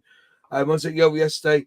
I'm quite tempted by this from Ravel, 135th. Nice. Is it Luke's? It's called a Luke's, isn't it? Lux. But what got me is that I've done their puzzles, but it actually comes with their 3D puzzle diorama. Nice. So whether it's something of it, I paid 25 quid for it here, well 29, but he knocked 4 quid off it for me. Sealed box. So I'm gonna have a crack on this one after I've done the Spitfire, I think. I've never built one of these before, but from saying it's 231 parts, I didn't realize it was so many parts on this one. But it looks like a fun little build.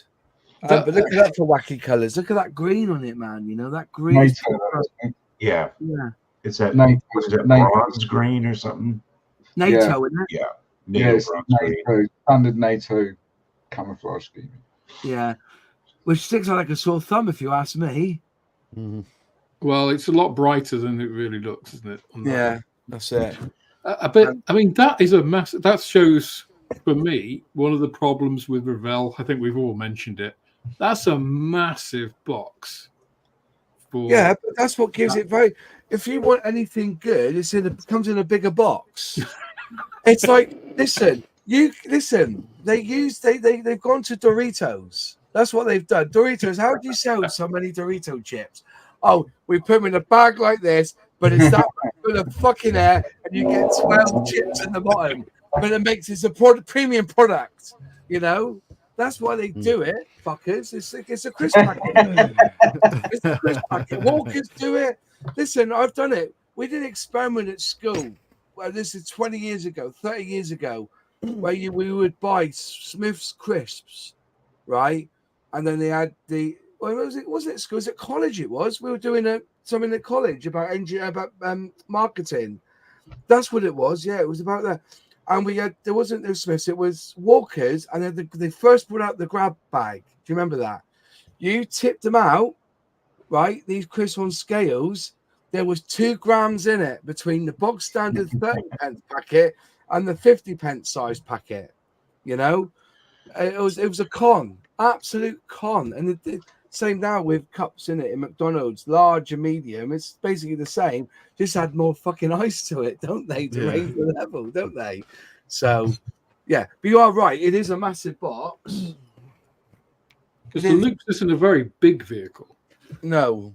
Well, it's roughly, it can't be, it must be 1.5 times the size of a ferret. Yeah. Yeah. But at 231 parts, that's a lot of sprue gates, isn't it? You know what I mean? Yeah. So yeah, I suppose most of it's there. And if you go left, go right, there's hell of a movement in. Hang on, let's do the old chip shop challenge. And that's probably padded out with that 3D puzzle diorama as well. And let's have a look, shall we? There you go. You look at all that space in there, man. Look at that. It's like a bag of chips. Yeah, it is. It is. Wow. It's probably just half of the box full, I think. Whereas, in comparison, Oh, we can only see Sully, Moss. What have I done? That's Oh, all sorry. you need. That's all you need to see. Sorry. That's it. It's fine. Sorry, It's fine. apologies. Go on. whereas in comparison, that's obviously a big box, isn't it? Yeah, That's great box art, man. yeah. But it is jam packed. Fact. Mm-hmm. Yeah. I mean, I know it's got bubble wrap on the top, but Yeah. it's full of sprues. So It's the reason they picked the Spitfire Mark 9 box is that they realized that the size of the tooling, they measured it, they worked out that for size of that was the same as the Bentley blower, which they've had that box art for that size box for 20 years. They didn't have to do much to it. There's the same size as the Bentley blower, the 120. Is it 124? No, it's 112, isn't it? The Bentley blower, or was it 1:8 scale? The Bentley blower. Yeah, was it 1:8 scale, 1:12 scale from Airfix? Vintage Classic now is 1:8. It's the same size box, but that's the biggest you can get for a sprue size. You can go a little bit bigger, but there's no point. So they designed it around that, and it fit perfectly, and they got it all in as well. So yeah, you get the 3D. I think that's a really nice idea, that 3D puzzle. I'll have to look, because I've built these 3D puzzles. They're really simple. They're good fun to build, I did the Millennium Eye in London and stuff like that. But yeah, it comes with sheets, pop it out, and then you make a little diorama with it. So yeah, but that's all it is. Is basically that's the size of it there. It's quite big, actually. It's quite long, isn't it? Yeah, but it's like BMP size, basically, isn't it? yeah. But it's 3 sprues. Well, yeah. But, so that's the whole kit in that bag. Yeah, the whole kit's in that bag there. But then again, it does come with vinyl wheels. Actually, they look really nice. Actually, look at that. But that's about the same as the ICM Hummer, which comes in a box like that. Yeah, but does it come with these fat fucking wheels? Like, look at them. Look at them chunks. And they come with Michelin on the side, Michelin X. So instead of Channel X, it's Michelin, or Fantasy X, it's Michelin X on the side. Michelin 10s. That's really nice, actually. I wonder how much that will be now from Revell. I bet that kit's 40-50 quid from Revell now. They want 35th scale stuff. Isn't generally that bad, isn't it? The 72nd scale armor is shockingly expensive. Shockingly shite, expensively. Yeah. But the 35th scale, I mean, there's no point really for me buying a 172nd scale Revell kit if there's a 35th scale available, because you pay like a $5 more and you get something which is twice the size in every dimension. I agree. Yeah, it's not too bad, that look. So 26 quid. Yeah. All right. Where are the puzzle modeling? Right. Well, this is about 25 quid's worth, is it? But 26 quid for the kit. That kit you've got there, Moss, with the 3D puzzle bit, on Amazon currently at £23.30. Bollocks, I overpaid them. That's why you knocked the 4 quid off. I mean, it's not bad for $30, right? It's not a brand new kit. It's pre-owned, but it's pre-owned. So yeah, pre-owned. It's a battered box, but yeah, it's 23 quid on Amazon. When are you building that, Moss? Probably I've got the notes. Probably never. I'm going to crack on with it. Okay. Yeah, why do you want to build it as well? Do you? I say I'll buddy build it with you, but it will have to be after Telford now. Oh, I will. I'll keep it on the shelf then, collecting dust until after Telford then. Yeah, all right. We'll We'll have a crack at that. That'd be all right. Yeah, we could do that. I think you've answered this before. Word of Plasma, am I right in thinking I've seen Brett and Luke before many years ago on ICM Friday Night Live shows? I did a lot of modelling a fair few years back, but getting back into it again. That's true. You would have seen a price on that, yeah. Yeah. You both on it now, or are you not, Luke? No. No. Okay. Worms to run over me. That's fine. I didn't know. No politics here, lads. I'm just, answering questions. How long since you were on there, Brett? 5 years, maybe? Yeah, because I was on there from the very beginning. Yeah, and it's about 3.5 years since I was on there. Yep. So it's been a while since we were there, but we were. Why does it seem that scale modelling in the UK is based in the southwest? I live in London and we have nothing except Hannants. Any thoughts? It's the centre of the UK, obviously. Yeah. Yep. Devon and Somerset is God's county. Okay. The sun shines on the righteous, but summer Wednesday down here. All right. I have a theory about that.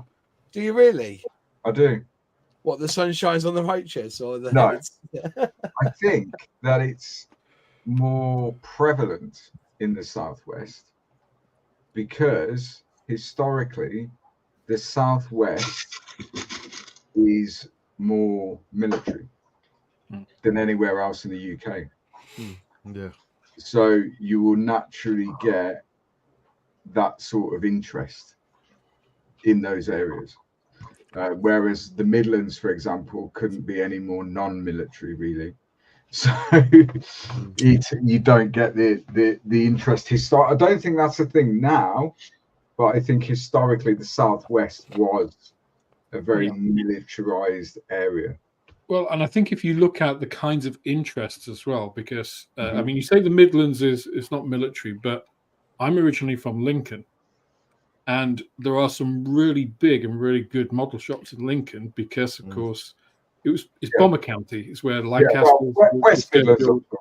It's like, but the interests of most modelers in Lincoln and around Lincolnshire, that kind of area, tended to be aircraft because you've got Wellington or Scampton, you got all of these things.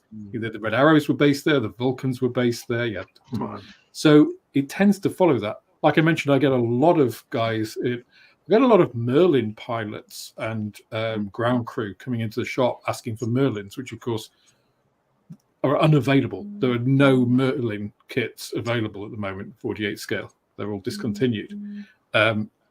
So it does, because Yeovilton is 15 minutes down the road.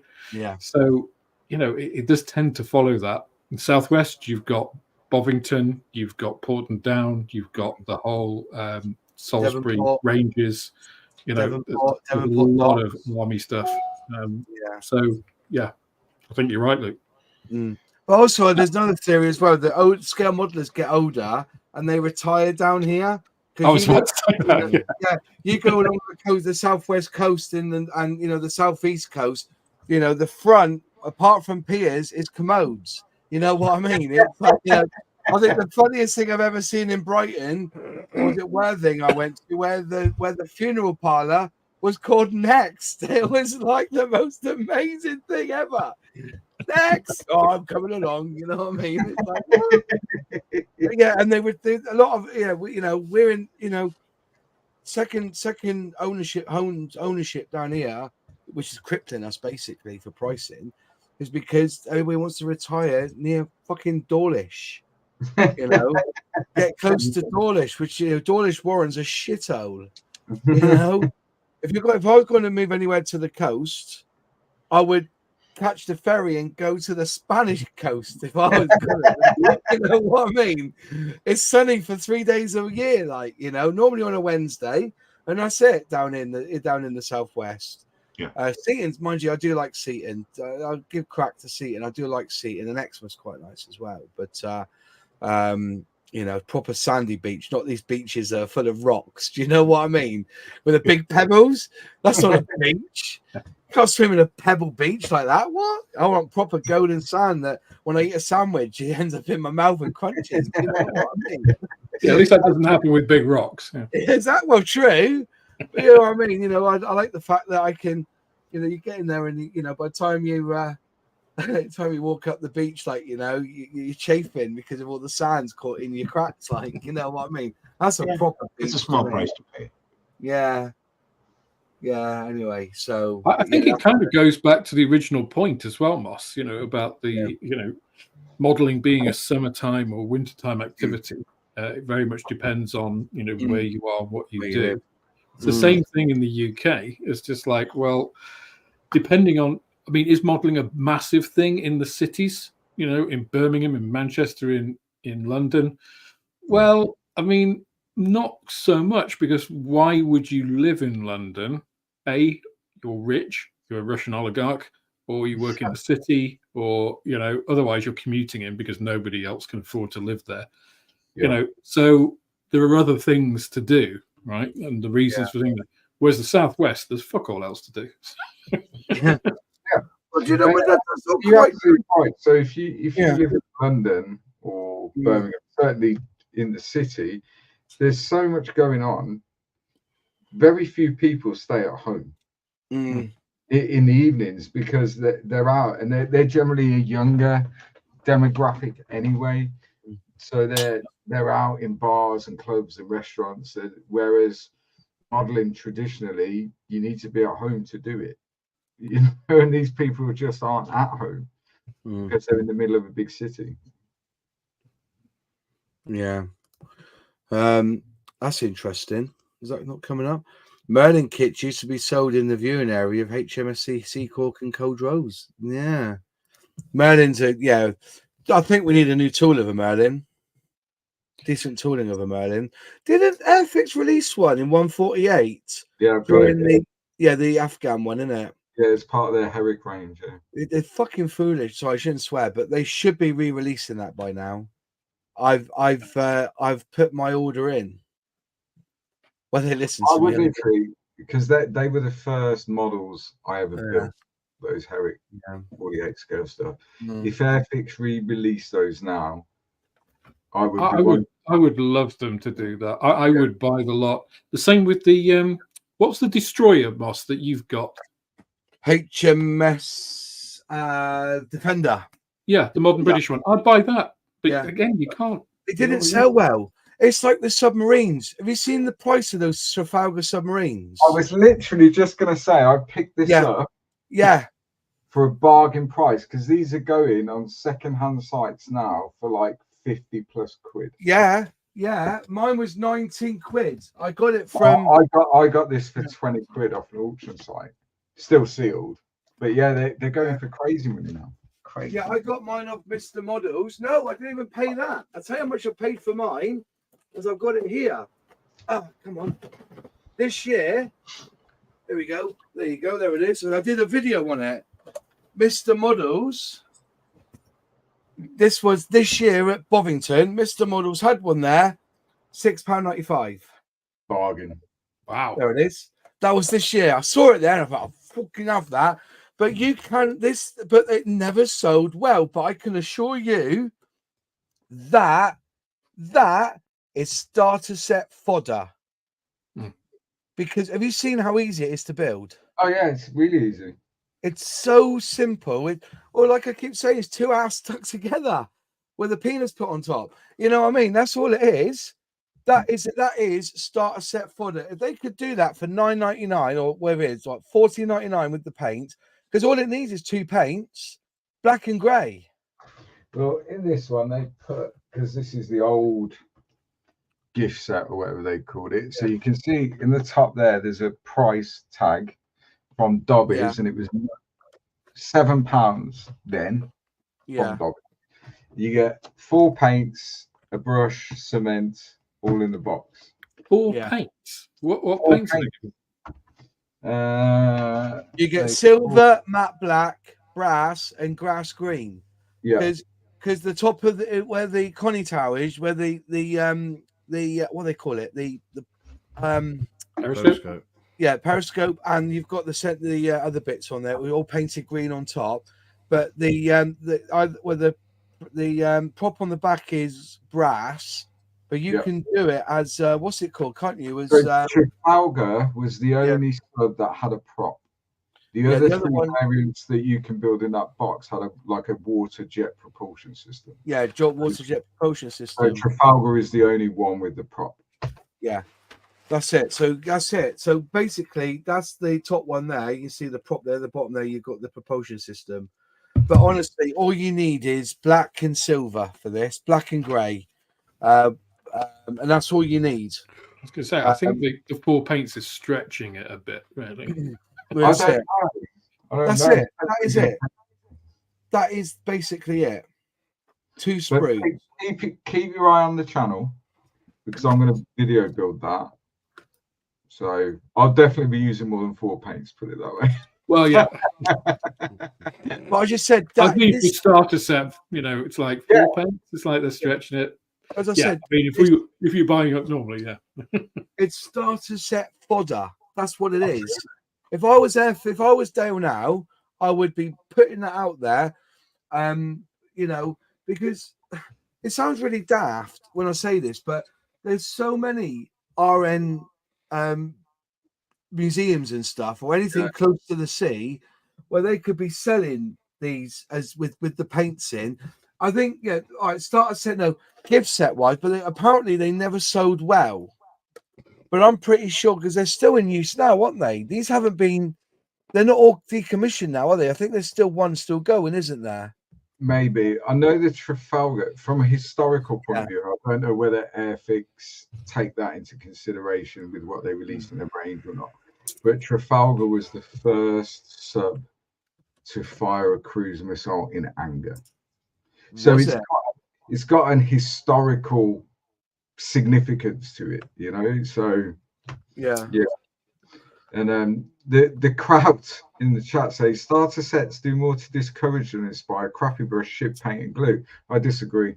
Yeah, disagree.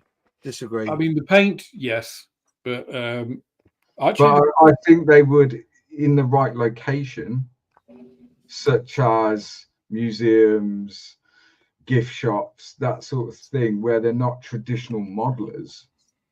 And they've just seen the real life thing, or they've read about the real life thing, and then they go in the gift shop at the end of their tour, and there's a starter set with, in theory, everything in one box to build a model of what you've just learnt about. I think that does a lot to inspire rather than discourage. I've always said this: if I ever had a model shop, I'm not taking the piss now. If I ever had a model shop, I would be having little LCD screens beside certain kits with a video of the history of that model. As in, so if I had a load of Bearcats for sale, I would have a little LCD screen with either something to plug with headphones on, so they could actually listen, hear the history of it. Yeah. Because I can assure you, years ago, that's how products sold in shops. I remember there was this little worm on a wire, right? And you used to tuck their cardboard in your top, and you make this worm go all the way through your fingers and through a cup and round your arm, and because you would wrap the little, the wire, which you couldn't swear, you could see, it was like fishing wire, and it made this worm alive. And the reason why Trago Mills sold so many of them was because kids were watching that video of this little worm. I want that worm. And the same with the Transformer walkie-talkies. Everybody had them when we were kids from Woolworths because there was a video of a child there talking to his mate in another room in the house on these, and we all wanted one. I've always said, why don't model company or model shops do that? Have a little LCD screen or have a screen with videos playing of the, the history of, the Vulcan bomber, only like a 5-minute spiel. And give them interest in, I want to build that now. I'm sure that would help in building models. Just saying. There was a guy at the Medway show we went to a couple of months ago. I forget the aircraft now. But he'd built the aircraft and he built it in flight on a base, obviously. But in the base, what he'd actually done, he'd got an old iPhone and he downloaded some video footage of the real aircraft and he put that in the base. So when you looked at the model, there was an LCD screen of the real aircraft at an air show, and it was so effective. It was really good, really clever, Nice. really clever. But yeah, definitely. No, I think Kraut's wrong there. I can assure you, these new paints in the pots. If you know, I've given out a lot of these starter sets. I've given away 8 or 9 Tiger ones and about 7 or 8 of the Sherman Fireflies. And I've said to them, mix the paint, add water to it, do 3 coats, and it's fine. You know, the only thing I can say is there's plenty of people who are accomplished modelers that have made YouTube videos where they've taken either an Airfix or a Valve starter set with their paints, their brush, their glue, and they built it completely out of the box using the paints, the glue, and they've turned out a good model at the end of it. So it can be done. It can be done. Yeah, and I think the purpose of a starter kit, we are not the target market. Absolutely. We can buy them and we can make good models out of them. And some, I mean, that the 109F that Airfix just released, it's a fantastic little kit. I mean, it's got some things like they haven't got an instrument panel and they haven't got a control column, which I think are dumb. But the actual kit itself is lovely, and it's like 12 quid for a starter kit, or 11 quid if you buy it off the internet or in my shop. You know, absolutely. But you're absolutely right. We are not the target market. Yeah. And the people that come into my shop, the number of like people that come in with children who end up looking, so the very first thing you see when you come into the shop is an Airfix starter kit stand, kitted out, one side with aircraft, the other side with tanks and cars. And it always draws attention. It's really good because it has a variety of subjects. So you've got, like say, you've got civilian because you've got the cars, you've got military, and you've got aircraft. So, and it's always the place that parents with children will look. Yeah. And to be honest, if they ask me what should I buy, he's never done a model, I will recommend an Airfix starter set. Yeah. I mean, if you want to, yes, we're not the target market. Look at the Shannon class lifeboat that I built. If you want to, you can buy that model for 20 quid, bin the paints off because you're not going to use them, bin the brush off because you won't use it, and then scratch build an interior, scratch build all the antennas, scratch build everything, get a crew 3D. You can turn it into a good model, and that's the starter set. So it can inspire you. It inspired me to do that. So, I mean, how many of us, both like on the panel and in the chat, have gone to Little and Oldie and bought more than one starter set with their 7 quid or 7.99 ones? I mean, I've just case in point, I've got 2 here which I've used as example kits for doing a paint video. Nothing to do with these kits at all. They just happen to be cost-effective paint mules. You know, absolutely.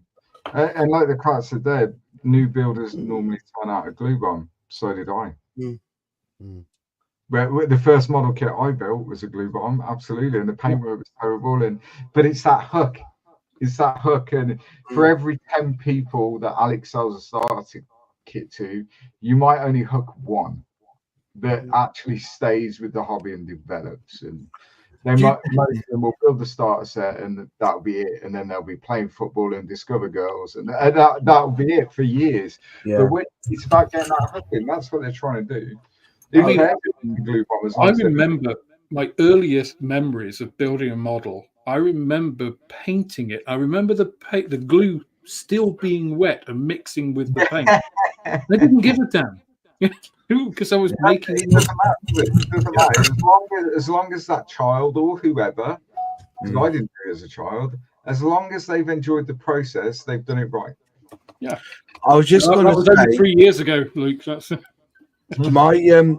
the experience I've had, there must be 8. I'm going to average 8 people that I know. Their children have got the model kits from either Aldi or Lidl, and they've asked me advice. If they're adults and these kids, they bought them for the kids, and I thought I'd have a go at this, and I've explained to them what they should do. The real kicker for them is that they've bought another Airfix kit. It doesn't come with paints. They expect kits now to come with the paints and the glue with it. That's what made me laugh.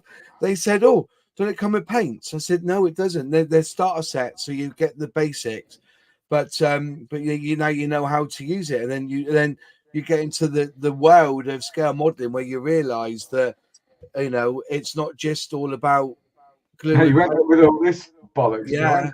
You know what I mean? Thousands of pounds. Yeah. I know of one chap who's a car sprayer, and his son bought his kit, built it up, and they thought, "Oh, I could spray that up." Gets his big fucking like that. Yeah. No detail left, but it was sprayed green. I tell you, no detail. Shiny.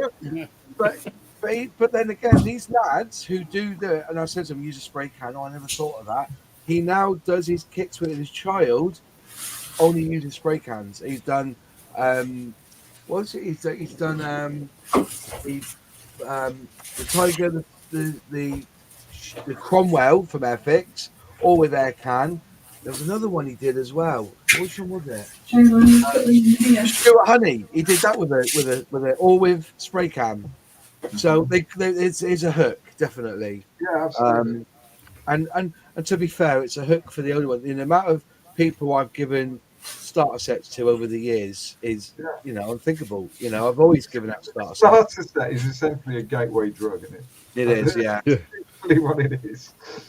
Definitely. Wow, it's nearly 10:10. So brilliant. Sorry, Leslie Tram just made me laugh. Yeah. When you go into Aldi, you come out with an Airfix starter set and $69 with a welding mask.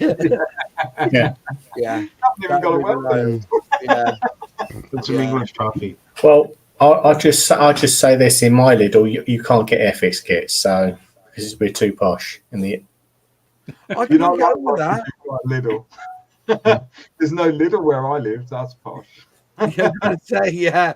Wait, the same as where I live. If you're that posh, James, I suppose you better go to Marks and Spencer's and buy the kits from Revell then instead. Anyway, hello, my best friends into the chat. Hi, Luke. Hope to see you all in Telford. Yeah, I will be there in Telford. Next Monday, we'll be doing an Airfix and chill and be basically aimed at Telford. We're going to see, talk about what we expect at Telford, because then the following week we'll then talk about how we got on at Telford. That's what normally happens. Unfortunately, I can't be here next Monday night. I've tried to get the time off work, but I will be here the Monday after.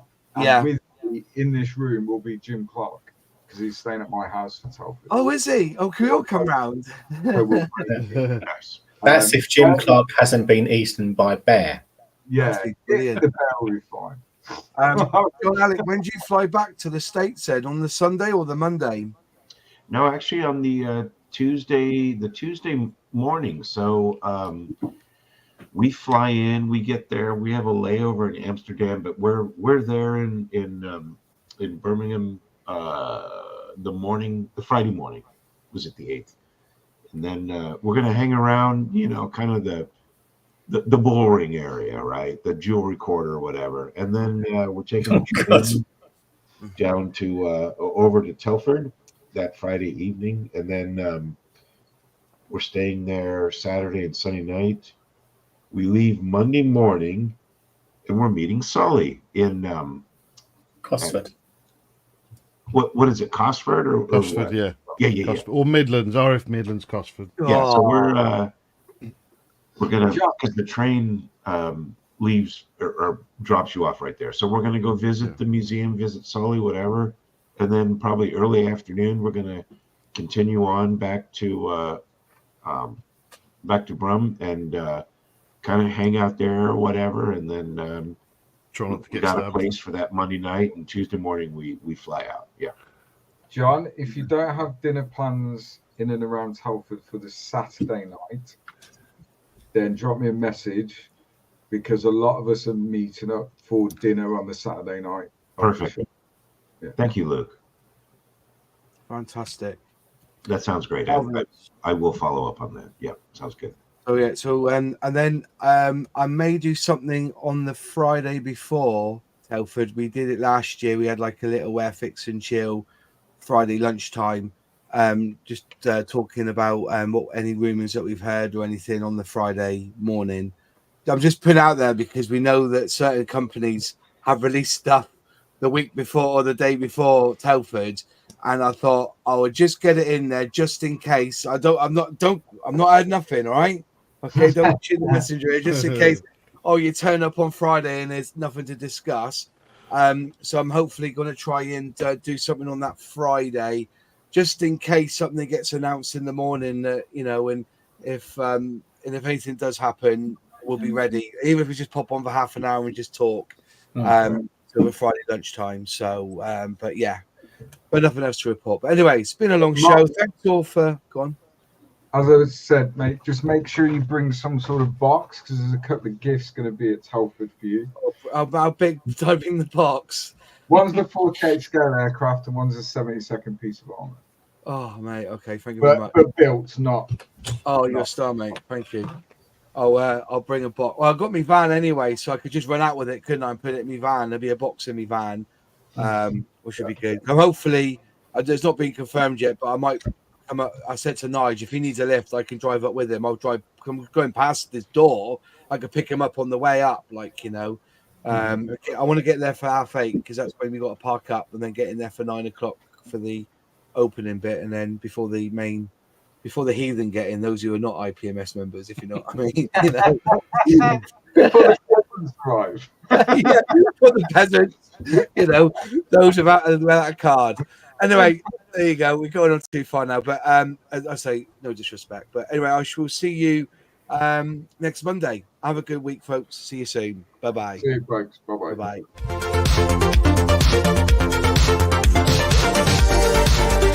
Bye-bye.